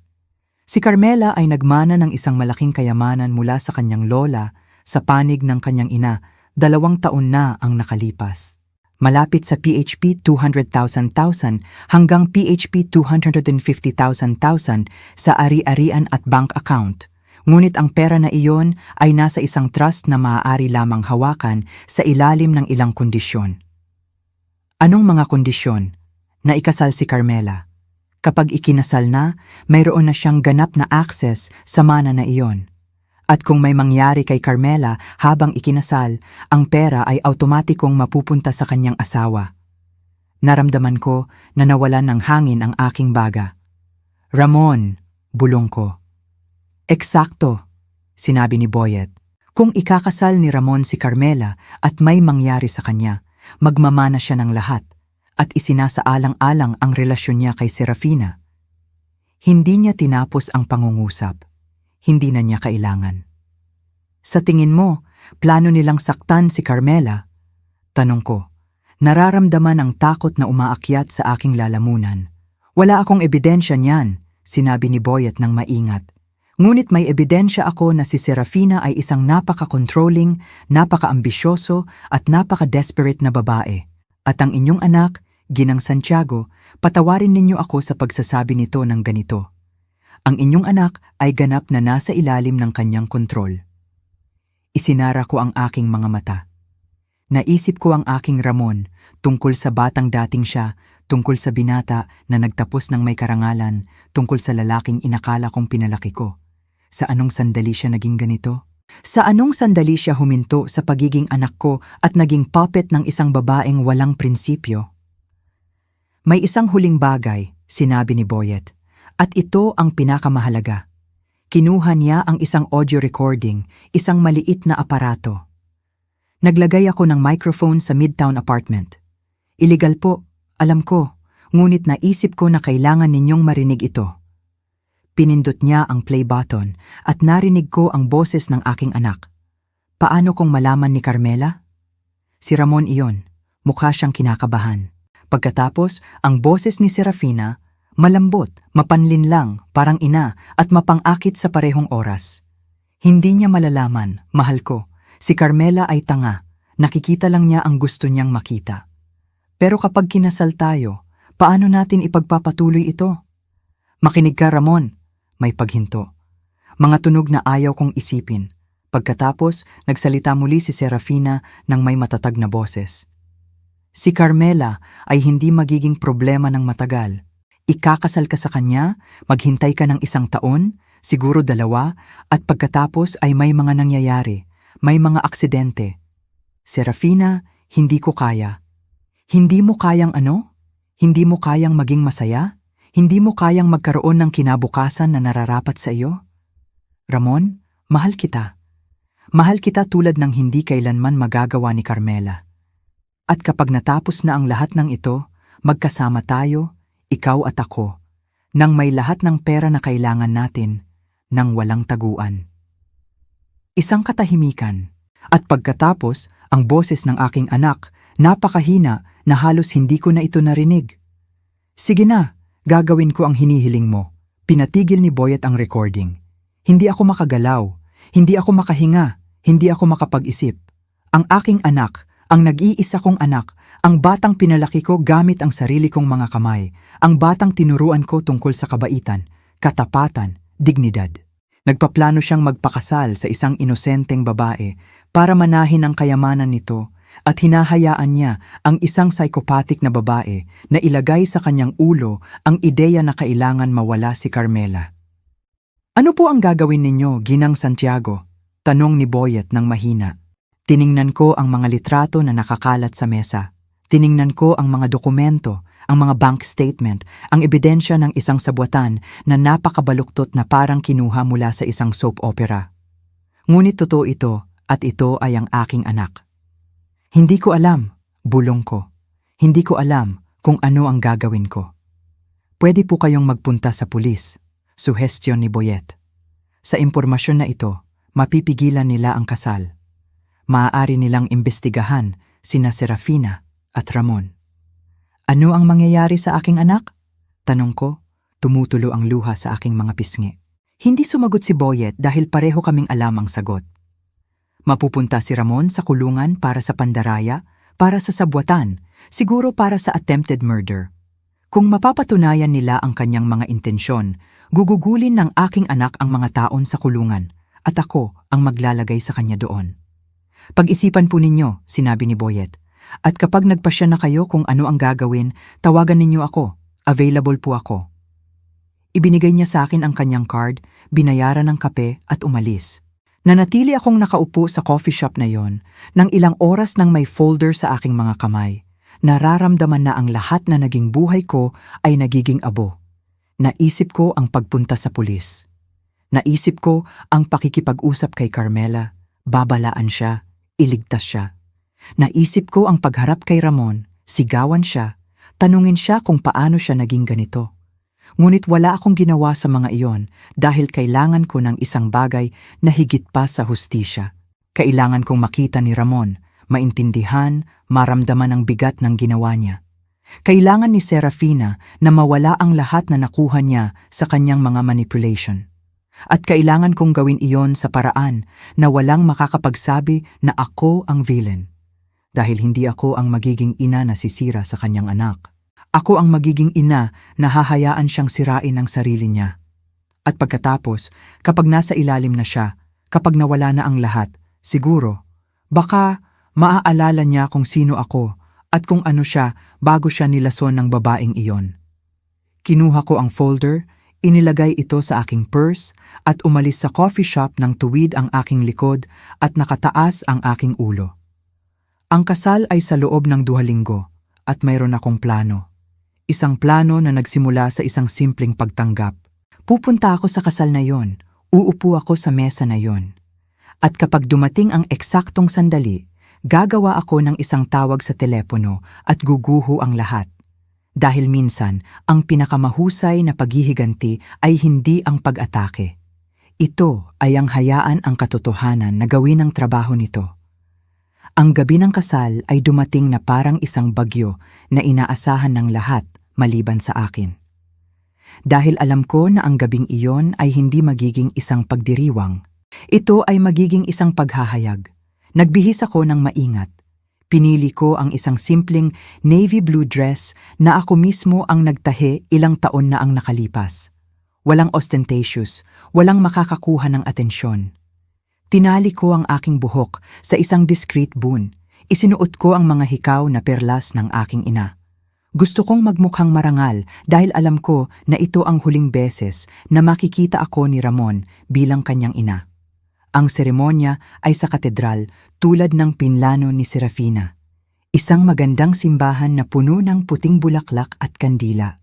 Mayroong higit sa 200 na panauhin, mga eleganteng tao, mga taong may pera, Mga tao na tumingin sa akin nang patagilid nagtataka kung sino ang simpleng babaeng nakaupo mag-isa sa ikalimang hilera dahil hindi man lang nila ako binigyan ng upuan sa harap ng mga hilera. Ang pamilya ni Carmela ang sumakop sa buong kanang bahagi ng simbahan. At sa kaliwang bahagi, kung saan dapat ang pamilya ng lalaking ikakasal, 3 lang kami. Ako, isang malayo na aunt ni Ramon na halos hindi niya kilala, at isang pinsan na dumating ng mas marami para sa libreng pagkain kaysa sa pagmamahal. Iyon lang ang natira sa aming pamilya. Nang naglakad si Ramon patungo sa altar, tumalo ng puso ko. Mukha siyang gwapo, elegante, mature, sa isang madilim na kulay gray na suite na alam ko na hindi siya ang nagbayad, nang may perpektong suklay na buhok, nang may kinakabahan ngunit masayang ngiti. Sa isang sandali lang, nakita ko ang batang dating siya at halos nagsisi ako sa gagawin ko. Halos. Ngunit pagkatapos ay nakita ko si Serafina. Nakaupo siya sa harap na hilera sa isang kulay champagne na damit na nagpapahayag ng pera. Ang kanyang buhok ay perpektong inayos. Ang kanyang mga hiyas ay nagniningning sa ilalim ng ilaw ng kandila. At nang dumaan si Ramon sa harap niya sa kanyang daan patungo sa altar, binigyan siya ni Serafina ng isang tingin. Isang tingin na alam ko ng napakahusay. Isang tingin ng pagmamay-ari, isang tingin na nagsasabing, "Akin ka." At sumagot si Ramon ng may isang maliit, kasabwat, matalik na ngiti bago tumayo sa altar para hintayin ang kanyang nobya. Naramdaman ko na umakyat ang apdo sa aking lalamunan. Naglakad si Carmela na nakaakbay sa kanyang ama. Mukha siyang maganda, inosente, nagliliwanag. Ang strapless dress na pinili niya, sa kabila ng aking payo, ay bagay sa kanya. Kailangan kong aminin yon. Ang kanyang mukha ay nagniningning sa kaligayahan. Wala siyang alam. Ang kawawang batang iyon ay walang ideya na naglalakad siya patungo sa sarili niyang patibong. Ang seremonya ay mahaba. Nagsalita ang pari tungkol sa pag-ibig, katapatan, commitment. Ang bawat salita ay parang isang patalim sa aking dibdib dahil alam ko na ang lahat ay kasinungalingan. Nang dumating ang oras para sa mga panata, hinawakan ni Ramon ang mga kamay ni Carmela at sinabi ng matatag, "Carmela, nangangako ako na mahalin at respetuhin ka araw-araw ng aking buhay. Nangangako ako na maging iyong partner, ang iyong suporta, ang iyong kanlungan. Nangangako ako na bumuo ng isang kinabukasan kasama ka batay sa katotohanan at tiwala. Kailangan kong kagatin ang aking labi para hindi sumigaw, 'Sinungaling! Sinungaling! Sinungaling!' Umiyak si Carmela sa emosyon. Bumuntong hininga ang mga panauhin at ngumiti si Serafina ng may kasiyahan. Nang sinabi ng pari, "Ngayon ay ipinapahayag ko na kayong mag-asawa." Nagpalakpakan ang lahat, maliban sa akin. Pinanood ko lang sila. Si Ramon ay humahalik kay Carmela. Si Serafina ay pinupunasan ng isang pekeng luha. Si Ricardo ay natutulog pa rin sa kanyang upuan. At ako, alam ko na ang sandali ay dumating na. Ang reception ay sa isang high-end hotel. Isang malaking ballroom na pinalamutian ng libu-libong puting rosas, mga mesa na may lino na tablecloth, crystal centerpiece, isang 5-course banquet, isang live orchestra.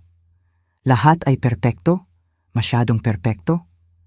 Inupo nila ako sa isang mesa sa likod, malayo sa head table, malayo kay Ramon, kasama ang mga taong hindi ko kilala at hindi ako kinausap sa buong gabi. Hindi ako nakikita muli, ngunit hindi ako roon para makipagsosyal. Nandyan ako para hintayin ang eksaktong sandali. Sa panahon ng hapunan, nagmasid ako.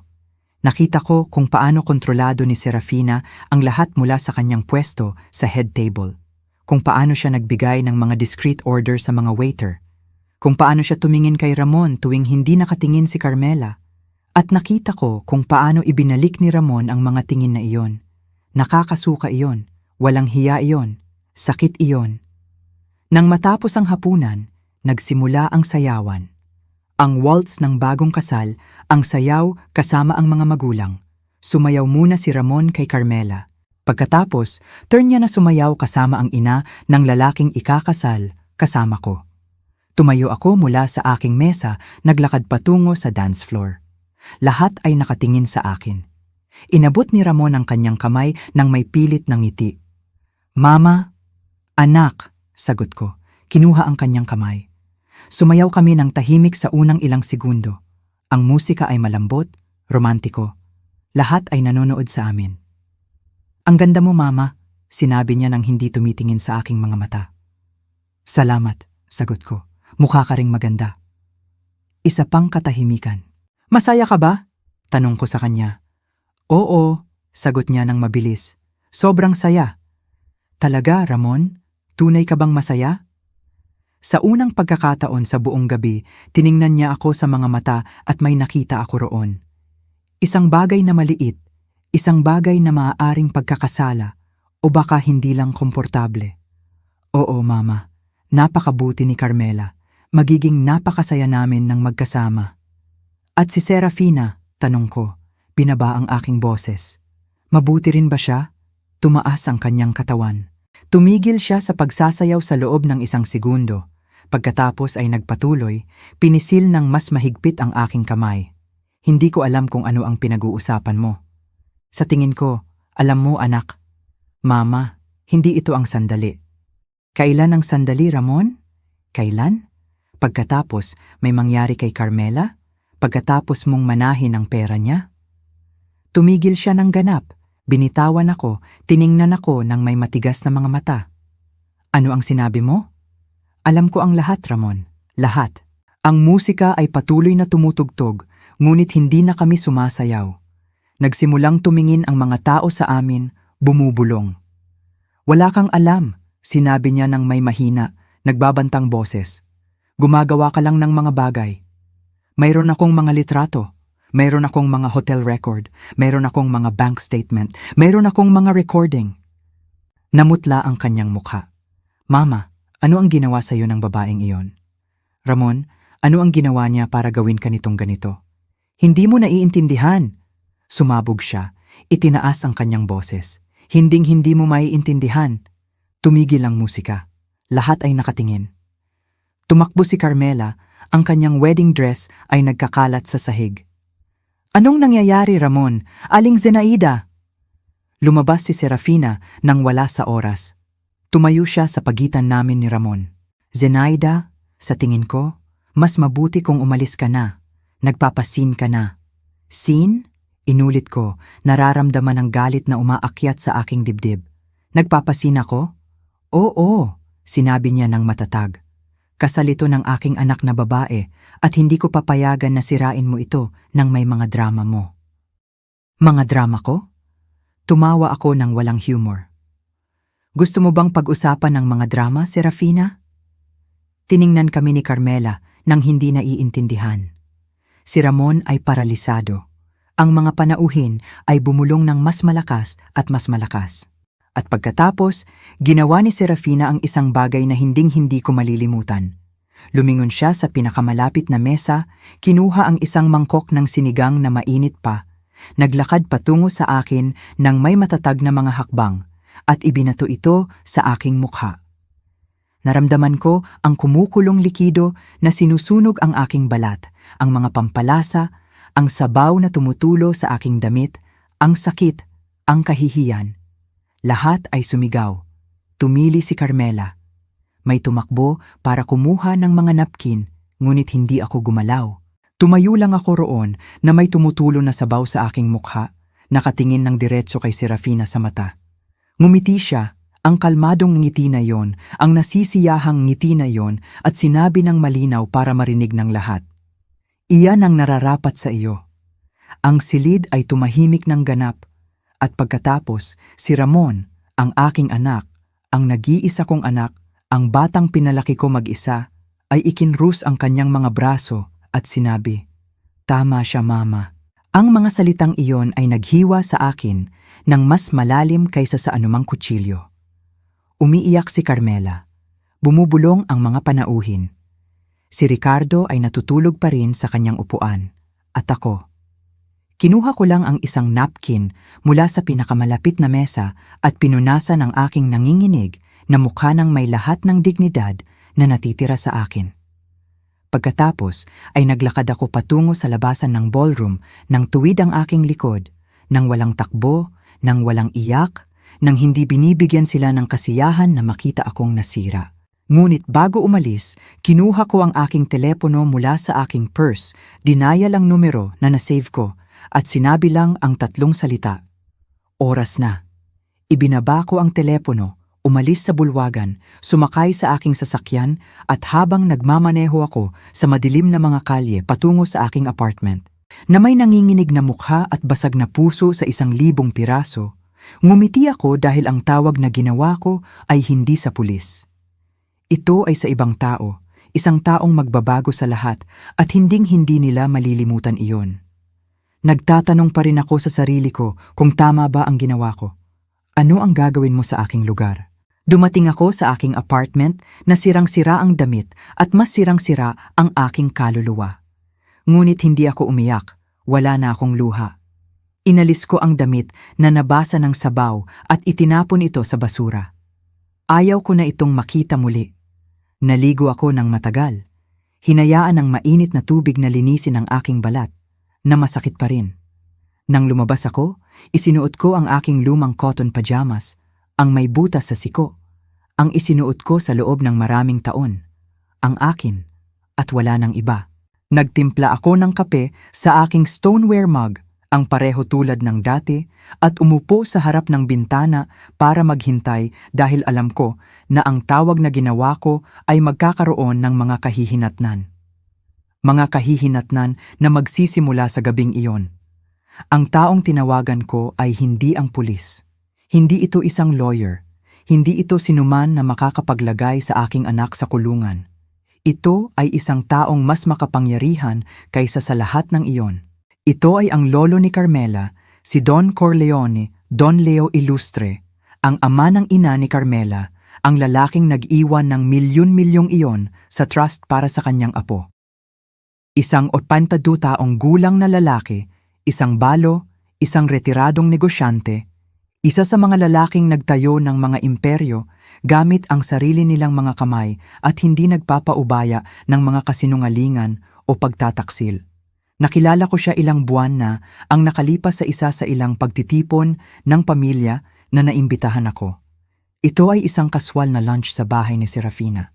Tahimik ako sa aking sulok, hindi nakikita tulad ng dati nang umupo si Don Leo sa tabi ko. Ikaw ang nanay ng bata, hindi ba?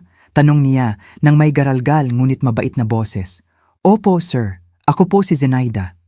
Zenaida? Inulit niya, sinusubukan ang aking pangalan. Magandang pangalan. At ano ang ginagawa mo, Zenaida? Mayroon po akong sewing shop.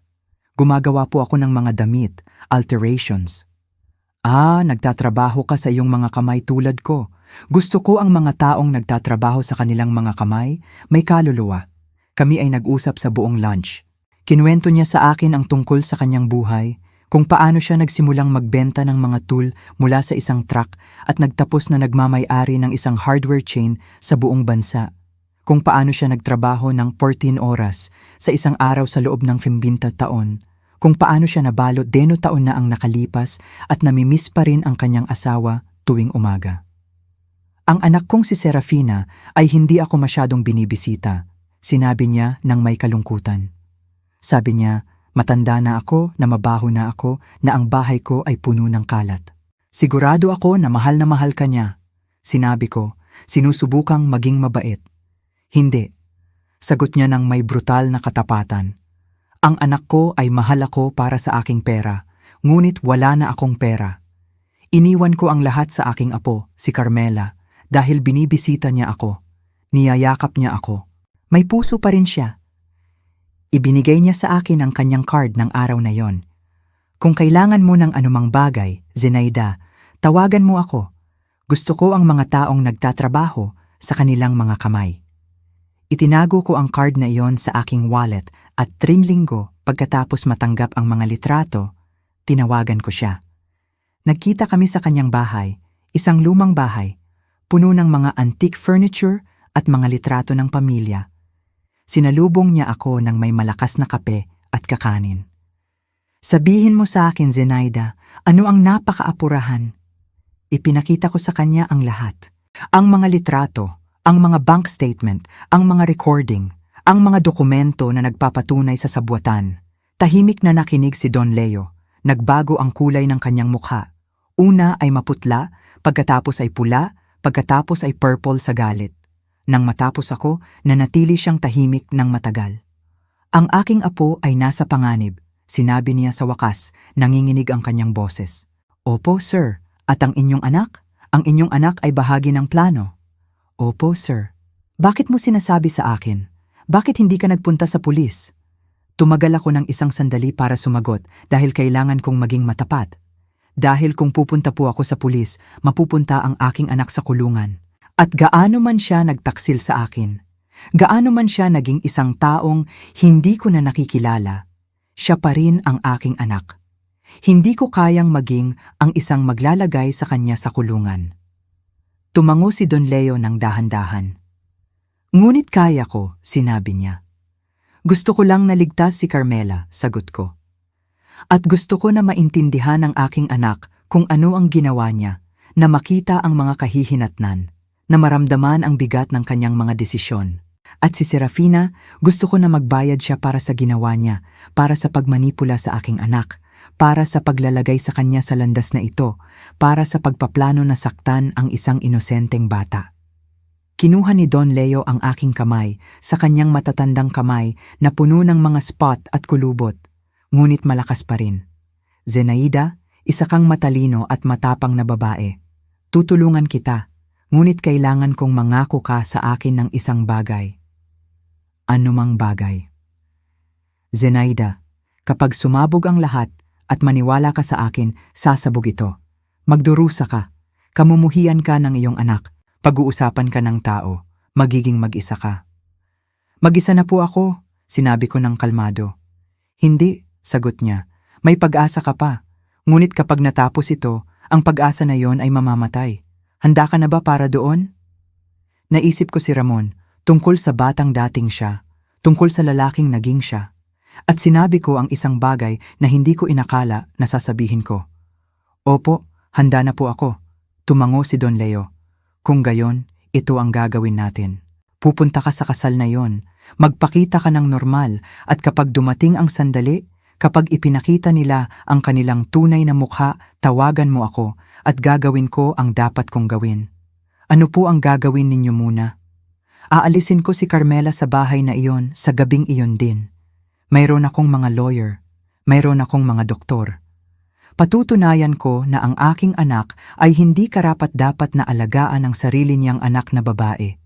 Kukuha ako ng protection order, at ang pera, ang trust ay kaagad na frozen. Walang sino man ang makakahawak sa pera na iyon hanggang sa magpasya ang isang hukom kung ano ang gagawin. At maniwala ka sa akin, sa ebidensya na mayroon tayo, magpapasya ang hukom sa pabor ko. At si Ramon? Tiningnan ako ni Don Leo nang may kalungkutan.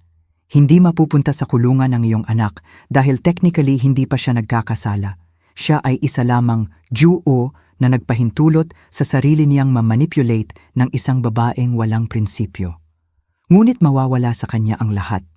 Ang kasal, ang pera, ang pamilya, ang reputasyon. Maiiwan siyang walang anuman. Mabuti, sinabi ko ng matatag, iyan ang eksaktong nararapat sa kanya. At ganoon kami nakarating sa sandaling ito. Ako ay nakaupo sa aking apartment, umiinom ng kape, naghihintay. Nang 9:00 na ng gabi, tumunog ang aking telepono. Si Don Leo iyon. Tapos na. Zenaida, anong nangyari? Dumating ako sa hotel nang may mga lawyer ko at 2 sasakyan ng pulis. Sinabi ko kay Carmela na kailangan ko siyang kausapin ng apurahan. Nang makita niya ang mga litrato, nang marinig niya ang mga recording, nahimatay siya. Kinailangan namin siyang dalhin sa ospital. Diyos ko, ayos lang ba siya? Sa pisikal, ayos lang siya. Ngunit, sa emosyonal, ang batang iyon ay sirang-sira. Napakalaki ng pagtataksil. Pasensya na po. Hindi mo kasalanan, Zenaida. Kasalanan iyan ng anak ko at kasalanan ng batang iyan. Anong nangyari kina Ramon at Serafina? Sinubukan ni Ramon na magpaliwanag. Sinubukan niyang sabihin na ang lahat ay kasinungalingan, ngunit nang makita niya ang ebidensya, tumahimik siya. Tumayo lang siya roon sa kanyang groom's suit na papalibutan ng mga panauhin na bumubulong at nagtuturo sa kanya ng walang sinasabi. At si Serafina, Ang babaeng iyon, ang boses ni Don Leo ay napuno ng paghamak. Sinubukan ng babaeng iyon na tanggihan ang lahat. Sinabi na ang mga litrato ay edited, ang mga recording ay peke, na ito ay isang sabwatan laban sa kanya. Naniwala ba sila sa kanya? Aba, syempre hindi. Ang iskandal ay napakalaki. Tumakbo ang mga panauhin. Hindi alam ng hotel staff kung ano ang gagawin. At si Ricardo, ang walang kwentang lalaking iyon, natulog sa buong drama. At ngayon ay nasa kustudiya ko na si Carmela. Aalisin namin ang kasal. Nangyari iyon sa gabing iyon din. Kaya legally, parang hindi kailanman nag-exist. Ang trust ay frozen at nag-file ako ng complaint laban kay Serafina para sa pandaraya, extortion at sabwatan para gumawa ng pagpatay. Makukulong ba siya? Kung papayagan ng Diyos? Oo. Sabi ng mga lawyer, meron tayong matibay na case. Salamat, Don Leo. Salamat sa pagprotekta kay Carmela. Hindi, Zenaida. Salamat sa pagbabala sa akin sa oras. Iniligtas mo ang buhay ng aking apo. Nagkaroon ng katahimikan. At ang inyong anak? Tanong ni Don Leo. Gusto mo bang malaman ang tungkol sa kanya? Isinara ko ang aking mga mata, huminga ng malalim. Sabihin mo sa akin. Umalis siya sa hotel ng 2:00 ng umaga, mag-isa, walang sinuman. Tiningnan siya ng mga panauhin ng may paghamak. Walang nagtanggol sa kanya, walang tumulong sa kanya. Umalis siya sa kanyang kotse. At hindi ko alam kung saan siya nagpunta. Naiintindihan ko, Zenaida, na wala ang lahat sa iyong anak ngayong gabi. Ano ang nararamdaman mo? Ano ang nararamdaman ko? Walang laman, malungkot, gumaan ang pakiramdam, nagkasala, naghiganti, lahat sa parehong oras. Nararamdaman ko ang kapayapaan, sinabi ko sa wakas, dahil ginawa ko ang tamang bagay. Oo, sagot ni Don Leo, ginawa mo ang tamang bagay. Hindi maraming ina ang may ganoong lakas. Ibinaba namin ang telepono. Umupo ako sa harap ng bintana nang may hawak na walang laman na stoneware mug sa aking mga kamay. Sa labas, buhay pa rin ang lungsod. Mga ilaw, ingay, tao na namumuhay sa kanilang buhay. At ako ay narito, mag-isa. Ngunit may malinaw na budhi dahil hindi iyon paghihiganti. Ang hinahanap ko ay hustisya. Hustisya para kay Carmela na hindi nararapat gamitin.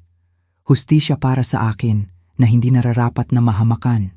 At hustisya para kay Ramon na kailangang maintindihan na ang mga aksyon ay may mga kahihinatnan. Hindi ko siya inilagay sa kulungan, ngunit iniwan ko siyang walang anuman, walang pera, walang pamilya, walang reputasyon. At siguro, baka kapag tumama siya sa ilalim, kapag nawala na ang lahat, kapag siya ay ganap na mag-isa, maaalala niya kung sino ako at kung ano siya bago siya kinurap ng lason ni Serafina. Nang gabing iyon, natulog ako nang mahimbing sa unang pagkakataon sa loob ng ilang buwan.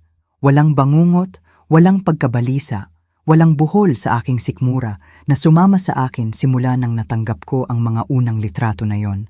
Dahil ginawa ko ang dapat kong gawin, hindi nang may galit, hindi nang may pagkauhaw sa paghihiganti, kundi nang may malamig na kaliwanagan ng isang taong nauunawaan na minsan ang pinakadakilang pag-ibig na maaari mong ibigay sa isang tao ay ang hayaan silang harapin ang mga kahihinatnan ng sarili nilang mga desisyon. Kahit na nangangahulugan iyon na panoorin mo silang bumagsak, kahit na nangangahulugan iyon na mawala sila ng panghabang buhay. Ang mga araw pagkatapos ng kasal ay kakaiba, tahimik, na para bang tumigil ang mundo. Wala akong narinig mula kay Ramon sa loob ng 1 linggo. Hindi siya tumawag.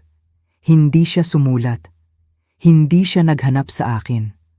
At hindi ko rin siya hinanap dahil alam ko na kailangan niya ng oras para maintindihan kung ano ang nangyari, para iproseso ang laki ng nawala sa kanya. At kailangan ko ng oras para magpagaling. Tinawagan ako ni Don Leo tuwing dawn araw para sabihin sa akin kung kumusta na ang mga bagay. Si Carmela ay nasa intensive therapy, hindi psychiatric, ngunit emosyonal. Nahulog siya sa isang malalim na depresyon pagkatapos matuklasan na ang lalaking ikinasal niya ay may relasyon sa sarili niyang ina. Masyadong malaki ang pagtataksil, Zenaida. sinabi sa akin ni Don Leo. Masyadong baluktot. Hindi maintindihan ng aking apo kung paano nangyari iyon at ako rin.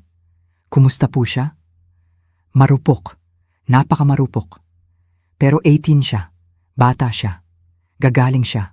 Sa paglipas ng panahon, gagaling siya. Ang skandal ay kumalat na parang pulbura sa buong lungsod. Sumabog ang social media. May nag-record ng bahagi ng confrontation sa hotel at in-upload ito sa internet. Ang video ay naging viral sa loob ng ilang oras. Si Ramon ay umaalis sa hotel ng mag-isa, gusot ang kanyang suit, gulo ang kanyang mukha, si Serafina ay sumisigaw sa mga lawyer ni Don Leo, si Carmela ay inalis sa isang stretcher. Nagkomento ang mga tao, nag-isip, gumawa ng mga theory. Sabi ng iba, biktima si Ramon na inakit siya ni Serafina at nagmanipulate sa kanya. Sabi ng iba, siya ay isang opportunist, isang fortune hunter, isang lalaking walang moral. Ang totoo, tulad ng dati, ay nasa gitna. Hindi ganap na inosente si Ramon, ngunit hindi rin siya ganap na nagkasala. Siya ay isang mahinang lalaki na gumawa ng kahilahilakbot na mga desisyon dahil wala siyang lakas ng loob na magsabi ng hindi. Sa pangalawang linggo, binigyan ako ni Don Leo ng mas maraming balita. Tinanggap ng DA ang complaint laban kay Serafina. Iimbestigahan nila siya ng pormal para sa pandaraya at sabwatan. Gaano po kalaki ang posibilidad na makulong siya? Sa ebidensya na mayroon tayo, napakalaki, sabi niya. Sapat na ang mga recording, sabi ng mga lawyer. Maaari siyang makaharap ng 8 hanggang 15 na taon. 15 na taon. Si Serafina, ang babaeng humamak sa akin, nagmanipulate sa aking anak. Nagplano na saktan ang sarili niyang anak na babae para makuha ang pera nito ay magbabayad. At si Ricardo, tanong ko, ang kawawang lalaking yon, walang alam? Siya ay isang lasenggo na na-disconnect na mula sa kanyang pamilya sa loob ng maraming taon. Kinumpirma ng mga investigator na wala siyang kinalaman sa plano, ngunit ngayon, mag-isa siya. Ang kanyang asawa ay papunta na sa kulungan. Galit sa kanya ang kanyang anak na babae at nalugi ang kanyang negosyo. Mawawala ba sa kanya ang bahay? Nawala na foreclosed ng bangko noong nakaraang linggo. Ngayon, nakatira siya sa isang inupahang silid na may kaawa-awang pensyon. Hindi ako naawa sa kanya dahil may mga mata si Ricardo. May mga tainga siya. Nandiyan siya sa bahay na iyon sa loob ng maraming taon, pinapanood ang kanyang asawa na sirain ang mga buhay at wala siyang ginawa. Minsan, ang pagkakasala ay kasing bigat ng aksyon. Sa pangatlong linggo, sa wakas ay hinanap ako ni Ramon. Dumating siya sa aking apartment ng 8:00 ng gabi nang walang babala. Kumatok siya sa pinto ng may mahinang katok. Nang binuksan ko ito, halos hindi ko siya nakilala. May balbas siya ng ilang araw, malalim na bilog sa ilalim ng kanyang mga mata, gusot na damit, hindi inayos na buhok, pumayat siya. Mukha siyang sirang-sira. Mama, sinabi niya nang may basag na boses. Tumayo ako sa pintuan nang hindi gumagalaw. Ano ang gusto mo, Ramon? Kailangan ko kayong kausapin. Wala tayong pag-uusapan. Please, Mama, papasukin niyo lang ako. Nag-alinlangan ako. Ang isang bahagi ko ay gustong isara ang pinto sa kanyang mukha, sabihin sa kanya na umalis, na hindi na siya ang aking anak.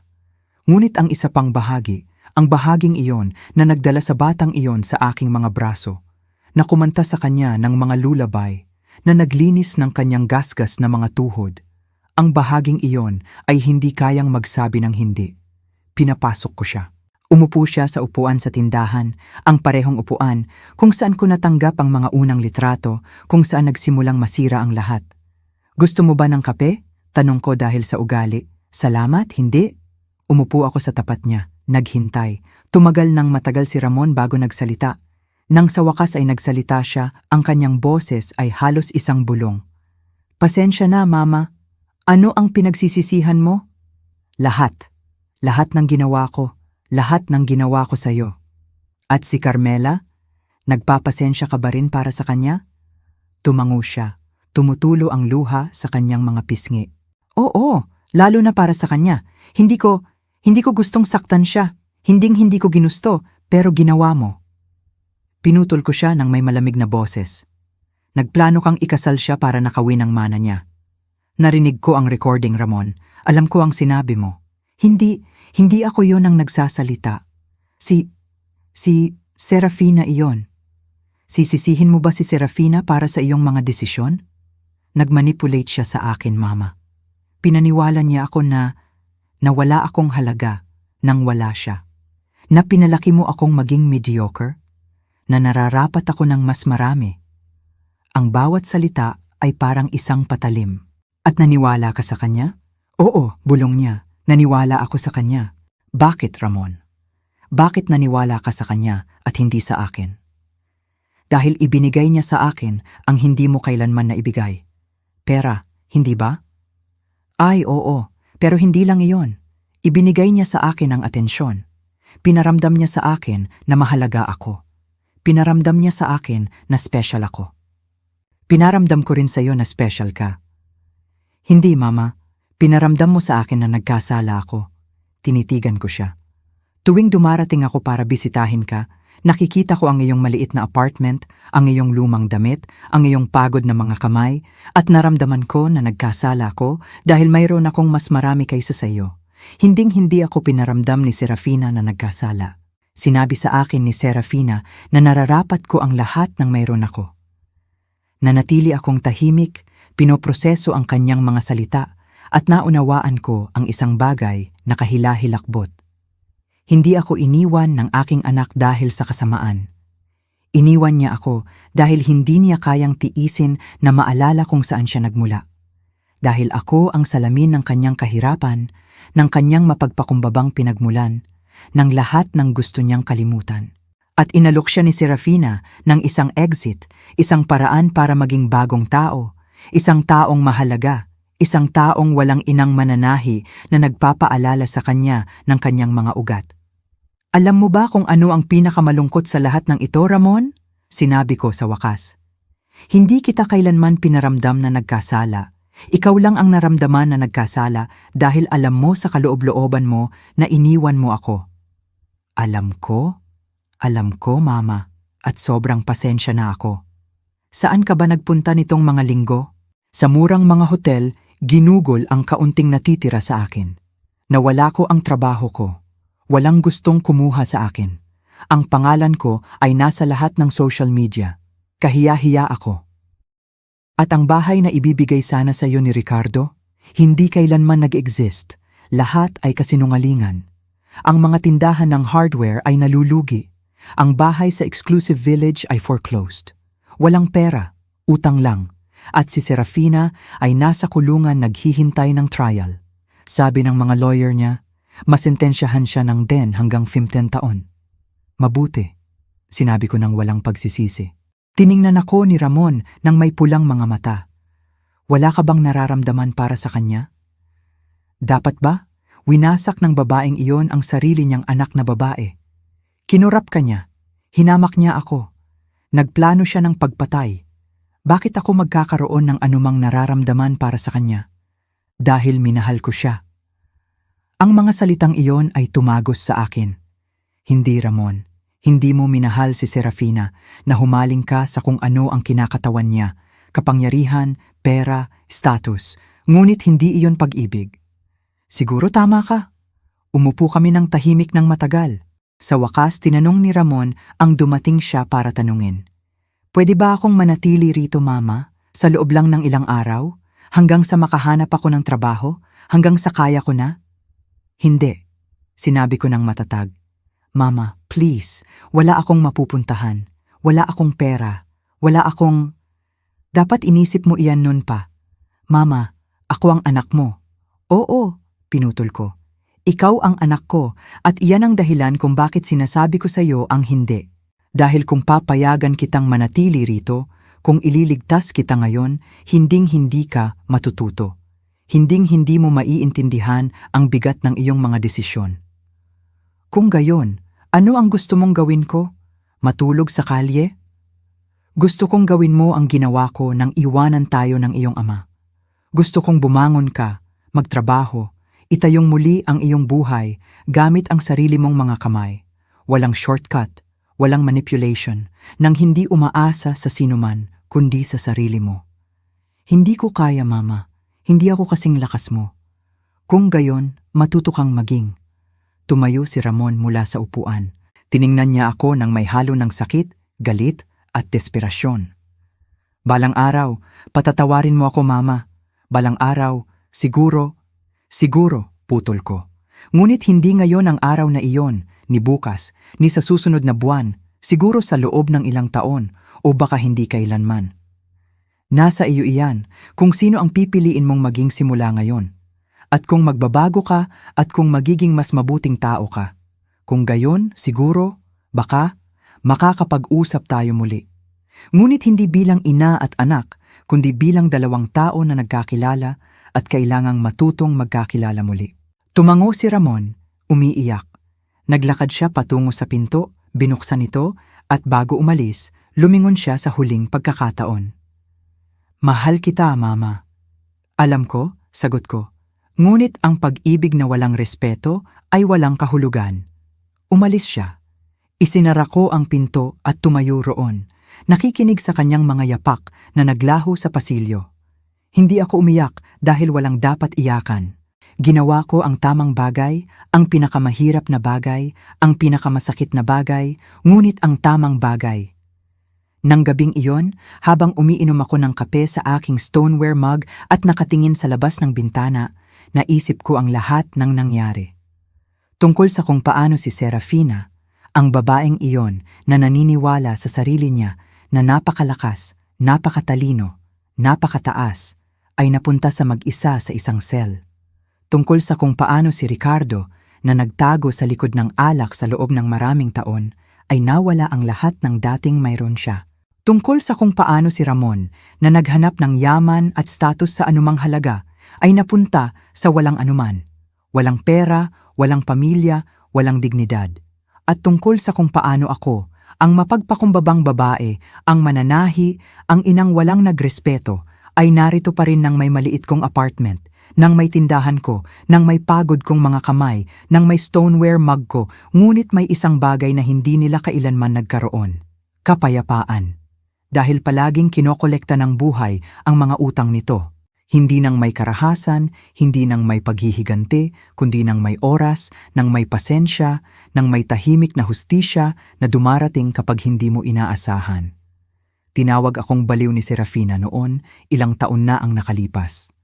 Alam ko na mag-isa siya sa cell na yon, nakatingin sa mga blangko na pader, walang bisita, walang pag-ibig, walang anuman. At nagtaka ako kung sa sandaling iyon, sa kahila-hilakbot na kawalan na iyon, naunawaan niya sa wakas kung ano ang nawala sa kanya. Hindi ang pera, hindi ang status, kundi ang kanyang humanity, ang kanyang kaluluwa, ang lahat ng nagpapakabuhay sa buhay. At si Ramon, ang kawawa kong Ramon, siguro balang araw ay maiintindihan niya na ang tunay na yaman ay wala sa kung ano ang mayroon ka.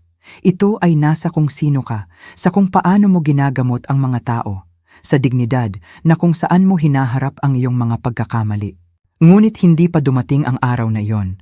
At hindi ko kayang hintayin dahil ang aking buhay, ang aking mahalagang buhay, ay patuloy na gumagalaw nang mayroon o wala siya. 2 taon na ang nakalipas simula ng gabing iyon.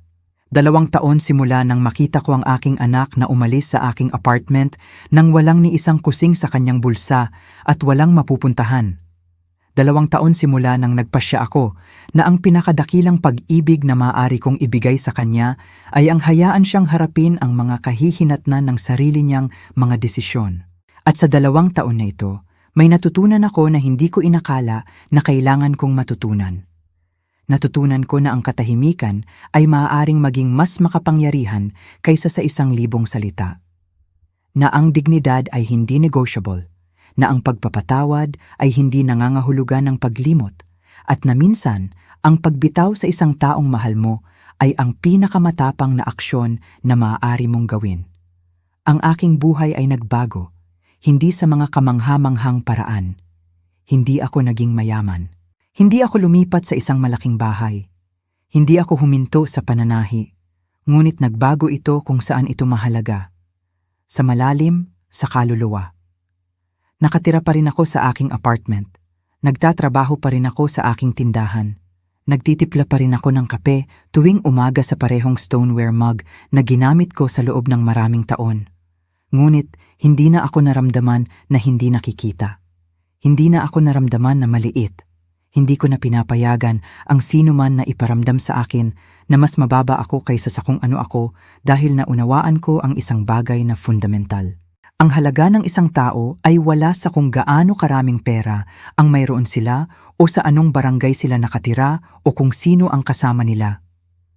Ang halaga ng isang tao ay nasa kanilang kakayahan na manatiling nakatayo kapag gumuho ang lahat. Sa kanilang kakayahan na piliin ang tamang bagay kahit masakit, sa kanilang kakayahan na patawarin ang sarili nila para sa hindi pagiging perpekto.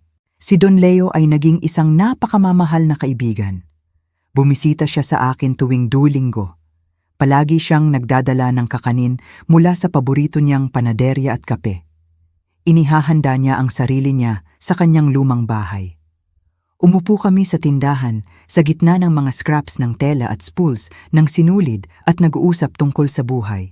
Tungkol sa kung paano pinalaki ang mga anak sa mahirap na panahon.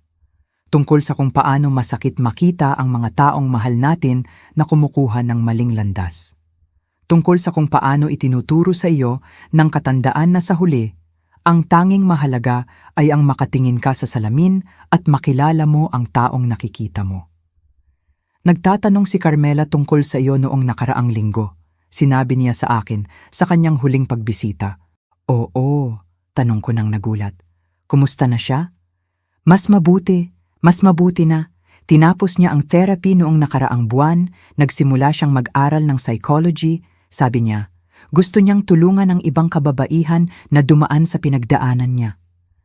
Ang saya ko na marinig iyan. Gusto kanyang makilala, Zenaida.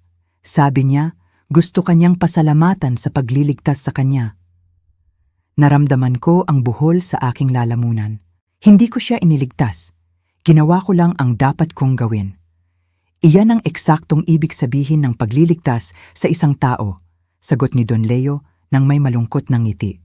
Ang paggawa ng tamang bagay, kahit na magastos sa iyo ang lahat.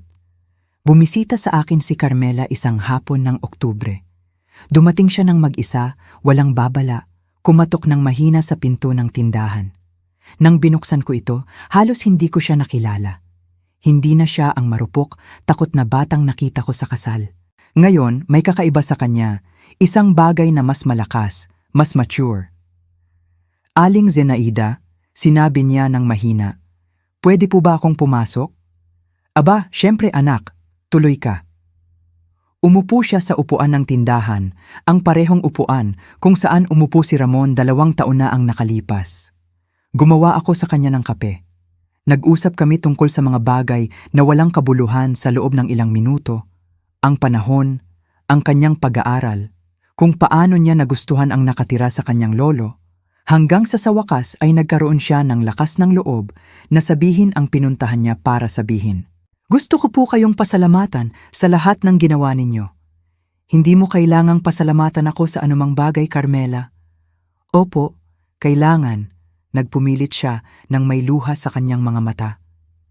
Iniligtas ninyo ang buhay ko, literal. Kung hindi kayo tumawag sa lolo ko, kung hindi kayo gumawa ng isang bagay, ginawa ko iyon dahil tama, dahil isa kang mabuting bata na hindi nararapat sa ginagawa nila sa iyo. Ang mama ko, ang kanyang boses ay nabasag. Ang sarili kong ina ay nagplano. Alam ko, anak, alam ko. Umiyak si Carmela ng matagal.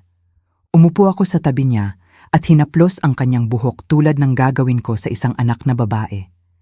Dahil sa isang paraan, sa sandaling iyon, kailangan niya ng isang ina. Isang tunay na ina. Hindi ang nagkaroon siya, kundi ang nararapat niyang magkaroon. Paano ninyo nalampasan iyon? Tanong niya sa akin nang kumalma siya. Paano ninyo nagawang magpatuloy pagkatapos ng lahat ng nangyari kay Ramon? Huminga ako ng malalim. Hindi madali. May mga gabi na gusto ko siyang tawagan, iligtas siya, sabihin sa kanya na ayos lang ang lahat at pwede siyang umuwi. Ngunit alam ko na kung gagawin ko, hinding-hindi siya matututo. Hinding-hindi siya magbabago. At nagbago ba siya? Hindi ko alam, inamin ko. 6 na buwan na ang nakalipas, sumulat siya sa akin ng isang liham. Sinabi niya sa akin na nakakuha siya ng trabaho sa isang pabrika, na nakatira siya sa isang maliit na silid, na nagpa-therapy siya, na sinusubukan niyang maging mas mabuti. Sumagot ba kayo? Hindi? Hindi pa? Bakit? Dahil kailangan kong maging sigurado na nagbabago siya para sa kanya, hindi para sa akin. Kailangan kong malaman na ginagawa niya ang panloob na trabaho na kailangan niyang gawin at tumatagal iyon. Tumango si Carmela nang may pag-iisip. Ginagawa ko rin iyan. Sa therapy, natutunan ko na hindi ko pwedeng sisihin ang sarili ko para sa ginawa ng nanay ko. Na hindi ko responsibilidad na tuklasin na may mali. Na isa lang akong babae na nagtiwala sa maling tao. Eksakto, sabi ko, kinuha ang kanyang kamay. At ngayon, isa kang babae na natutong magtiwala muli, ngunit sa tamang tao, simula sa sarili mo. Nanatili si Carmela sa buong hapon. Tinulungan niya akong tahiin ang laylayan ng isang wedding dress. Kinuwento niya sa akin ang tungkol sa kanyang mga plano na balang araw ay magbukas ng isang support center para sa mga babaeng biktima ng pang-aabuso. At nang umalis siya, niyakap niya ako ng mahigpit at bumulong sa aking tainga. Salamat po sa pagiging ina na hinding-hindi naging ang sarili kong ina. Nang gabing iyon, umiyak ako. Hindi mula sa kalungkutan, kundi mula sa isang bagay na mas komplikado dahil nawala ako ng isang anak, ngunit sa isang paraan, nagkaroon ako ng isang anak na babae, hindi sa dugo, kundi sa puso. 3 buwan na ang nakalipas, nakatanggap ako ng balita tungkol kay Serafina. Tinawagan ako ni Don Leo isang umaga ng may malubhang boses. Zenaida, kailangan kong sabihin sa iyo ang isang bagay tungkol kay Serafina. Anong nangyari? Sinentensyahan siya ng 12 taon sa kulungan nang walang posibilidad ng maagang paglaya. Kumusta na siya? Sirang-sira. Sa pisikal, lumala siya ng husto. Walang bumibisita sa kanya, hindi man lang si Ricardo. Ganap siyang mag-isa. At ano ang nararamdaman mo tungkol doon? Gumaan ang pakiramdam, ngunit malungkot din dahil ang babaeng iyon ay ang anak ko. At sa kabila ng lahat ng ginawa niya, ang isang bahagi ko ay naaalala ang batang dating siya bago siya kinurap ng ambisyon. Naunawaan ko ang naramdaman ni Don Leo dahil naaalala ko rin ang batang dating si Ramon bago siya binago ng mundo, bago siya tinukoy ng mga masasamang desisyon. At nagtaka ako kung balang araw ay makakabalik siya sa pagiging batang iyon, o kung namatay na ang batang iyon ng panghabang buhay. Ang liham ni Ramon ay dumating 2 linggo na ang nakalipas. Ito ay mas mahaba kaysa sa una, mas matapat, mas vulnerable. Sinabi niya sa akin na nagsimula siyang dumalo sa isang support group para sa mga taong gumawa ng malubhang pagkakamali. Na natututo siyang mabuhay nang may pagkakasala ng hindi hinahayaan itong sirain siya. Na inililigtas niya ang bawat piso para balang araw ay mabayaran niya ako sa lahat ng pera na hiniram niya at hindi kailanman binayaran. Hindi ko inaasahan na patatawarin mo ako, Mama, sumulat siya. Hindi ko inaasahan na babalik tayo sa kung ano tayo.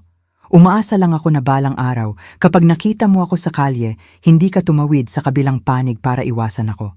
Umaasa lang ako na alam mo na araw-araw ay gumigising ako sinusubukang maging mas mabuting tao kaysa sa ako kahapon. At araw-araw ay iniisip kita kung paano kita ginamot, kung paano ako nagpabaya sa iyo, kung paano ko hinayaan ang isang babae na kumbinsihin ako na ikaw ang problema, nang ikaw lang ang tao na talagang nagmamahal sa akin. Minsan, dumadaan ako sa harap ng iyong gusali. Hindi ako kumakatok, hindi ako umaakyat. Tumayo lang ako roon sa bangketa, nakatingin sa iyong bintana, nagtataka kung ano ang ginagawa mo, kung nagtatahi ka, kung umiinom ka ng kape, kung iniisip mo ako minsan. At pagkatapos ay umaalis ako dahil alam ko na wala akong karapatan na guluhin ka. Wala akong karapatan na humingi ng anumang bagay pa. Ngunit gusto kong malaman mo ang isang bagay, Mama. Isang bagay na hindi ko kailanman sinabi sa iyo ng sapat noong dapat. Salamat. Salamat sa pagpapalaki sa akin mag-isa. Salamat sa pagsasakripisyo ng labis. Salamat sa pagbibigay sa akin ng mga pagkakataon na hindi mo kailanman nagkaroon. At salamat sa pagkakaroon ng lakas ng loob na hayaan mo akong bumagsak noong kailangan ko. Dahil ngayon, naiintindihan ko na hindi mo ako hinayaang bumagsak dahil sa galit. Hinayaan mo akong bumagsak dahil sa pag-ibig. At iyon ang pinakadakilang regalo na maaari mong ibigay sa akin. Mahal kita, Mama. Palagi kitang minahal kahit na ang aking mga aksyon ay nagsasabi ng iba. Ang iyong anak, Ramon. Binasa ko ang liham na iyon ng 5 beses. Umiyak ako sa bawat pagbasa at pagkatapos ay inilagay ko ito sa drawer kung saan ko itinatago ang mga mahahalagang bagay. Sa tabi ng unang litrato ni Ramon noong sanggol pa siya. Sa tabi ng kanyang graduation diploma, sa tabi ng isang note na sinulat niya sa akin noong 8 taong gulang pa lang siya na nagsasabing, "Mama, ikaw ang bayani ko." Hindi ko pa siya sinasagot, ngunit sa tingin ko, malapit na ako dahil natutunan ko na ang pagpapatawad ay hindi ang paglimot sa nangyari. Ang pagpapatawad ay ang pag-alala sa nangyari, nararamdaman ng sakit at pinipili pa rin na magpatuloy ng walang dala na bigat na iyon sa iyong puso. Hindi nangangahulugan iyon na kalilimutan ko. Hindi nangangahulugan iyon na babalik sa dati ang mga bagay. Ngunit nangangahulugan iyon na handa akong bumuo ng isang bagong bagay. Isang bagay na iba. Isang relasyon na batay hindi sa kung ano tayo, kundi sa kung ano ang maaari nating maging. Noong nakaraang gabi, may panaginip ako.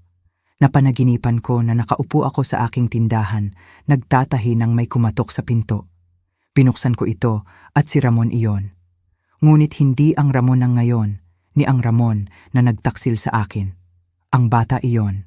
Ang anak ko nang may malalaki niyang mata at inosenteng ngiti. "Mama," sinabi niya sa akin. Nawala ako, pero sa tingin ko, nakita ko na ulit ang daan. At niyakap ko siya at umiyak at sinabi, "Maligayang pagdating sa bahay, anak ko." Nang nagising ako, may luha sa aking mga pisngi at alam ko na ang panaginip na iyon ay isang tanda. Hindi na nalutas na ang lahat, ngunit handa akong magsimulang magpagaling, magsimulang magpatawad, hindi lang si Ramon, kundi ang sarili ko, para sa hindi pagiging perpektong ina, para sa hindi pagprotekta sa kanya mula sa lahat, para sa hindi pagkakita sa mga tanda ng mas maaga. Dahil ang totoo ay walang sino man sa atin ang perpekto. Lahat tayo ay gumagawa ng mga pagkakamali. Lahat tayo ay nananakit ng mga taong mahal natin. Lahat tayo ay nawawala sa isang punto. Ngunit ang nagpapakilala sa atin ay hindi ang mga pagkakamali na ginagawa natin. Ito ay ang ginagawa natin pagkatapos. Kung natututo tayo, kung lumalaki tayo, kung bumabangon tayo, o kung mananatili tayo roon sa lupa, sinisisi ang iba para sa ating pagbagsak. Ngayong umaga, habang inihahanda ko ang aking kape sa aking stoneware mug, tiningnan ko ang labas ng bintana at nakita ang mga kalye ng Maynila na napupuno ng mga tao na nagmamadali, mga tao na may problema, mga tao na may pangarap, mga tao na may sakit. At naunawaan ko na lahat tayo ay bahagi ng parehong kwento. Isang kwento ng mga pagkakamali at pagtubos, ng pagbagsak at pagbangon, ng pagkawala at paghahanap. At ang aking kwento, ang kwento na ito na sinabi ko sa iyo ay isa lang sa milyon-milyon. Ngunit akin ito at ipinagmamalaki ko ito. Dahil nakaligtas ako. Dahil hindi ako nasira. Dahil pinanatili ko ang aking dignidad nang gumuho ang lahat sa paligid ko. At dahil natutunan ko na ang tunay na lakas ay wala sa hindi kailanman pagbagsak. Ito ay nasa pagbangon sa bawat pagkakataon na bumagsak ka. Ngayon, ako ay 61 taong gulang, 2 taon na mas matanda kaysa sa nang nagsimula ang kwentong ito. At nararamdaman ko na nabuhay ako ng isang buong buhay sa 2 taon na ito. Patuloy akong nagtatahi ng mga wedding dress para sa mga babae na nangangarap ng walang hanggang pag-ibig. At tuwing nagtatahi ako, iniisip ko si Carmela sa kanyang strapless dress, kung paano niya inakala ng araw na iyon na sinisimulan niya ang pinakamahusay na yugto ng kanyang buhay. At nagdarasal ako na balang araw, kapag handa na siya, makakita siya ng tunay na pag-ibig. Isang pag-ibig na nakakakita sa kanya, nagre-respeto sa kanya, nagpapahalaga sa kanya, hindi para sa kanyang pera, hindi para sa kanyang apelyido, kundi para sa kung sino siya. at nagdarasal ako para kay Ramon dahil sa kabila ng lahat, siya pa rin ang aking anak. At hinding-hindi tumitigil ang isang ina sa pagdarasal para sa kanyang mga anak. Kahit na nasaktan nila siya, kahit na nagtaksil sila sa kanya, kahit na pinaiyak nila siya hanggang sa naubusan siya ng luha. Yung pagkabigpig ng isang ina ay walang limitasyon. Ngunit ngayon, alam ko na hindi rin ito dapat magkaroon ng mga kondisyon na nagpapahintulot ng pang-aabuso. Ang pag-ibig ay dapat matatag, matapat, matapang. Ang pag-ibig ay dapat magsabi ng totoo kahit masakit. Dapat itong magtakda ng mga limitasyon kahit magastos. Dapat itong bumitaw kahit gustong kumapit. Dahil sa ganong paraan lamang, nang may mahirap at matapang na pag-ibig na yon, matutulungan natin ang mga taong mahal natin na maging ang pinakamahusay na maaari silang maging. Kung ang aking kwento ay makakatulong sa isang babae na magbukas ng kanyang mga mata, kung makakatulong ito sa isang ina na maintindihan na ang pagmamahal ay hindi nangangahulugan ng pagpapahintulot. Kung makakatulong ito sa isang tao na piliin ang dignidad kaysa sa kaginhawaan, kung gayon ang lahat ay magiging sulit. Ang bawat luha, bawat sakit, bawat gabing walang tulog, bawat mahirap na desisyon, lahat. Dahil ang kwentong ito ay hindi lang akin, ito ay pag-aari ng lahat ng kababaihan na hinamak at pinili na tumayo. Sa lahat ng mga ina na kailangang bitawan ang kanilang mga anak para iligtas sila. Sa lahat ng mga tao na nakaharap sa mga pagtataksil at pinili ang pagpapatawad ng walang paglimot. Ang kwentong ito ay para sa iyo na nakikinig sa akin. Para sa iyo na marahil ay dumadaan sa isang katulad na bagay. Para sa iyo na hindi alam kung makakaligtas ka sa sakit na nararamdaman mo ngayon. Gusto kong malaman mo ang isang bagay. Oo, kaya mo. Makakakaya mo dahil mas malakas ka kaysa sa iniisip mo. Dahil mayroon kang mas maraming lakas ng loob kaysa sa ini-imagine mo.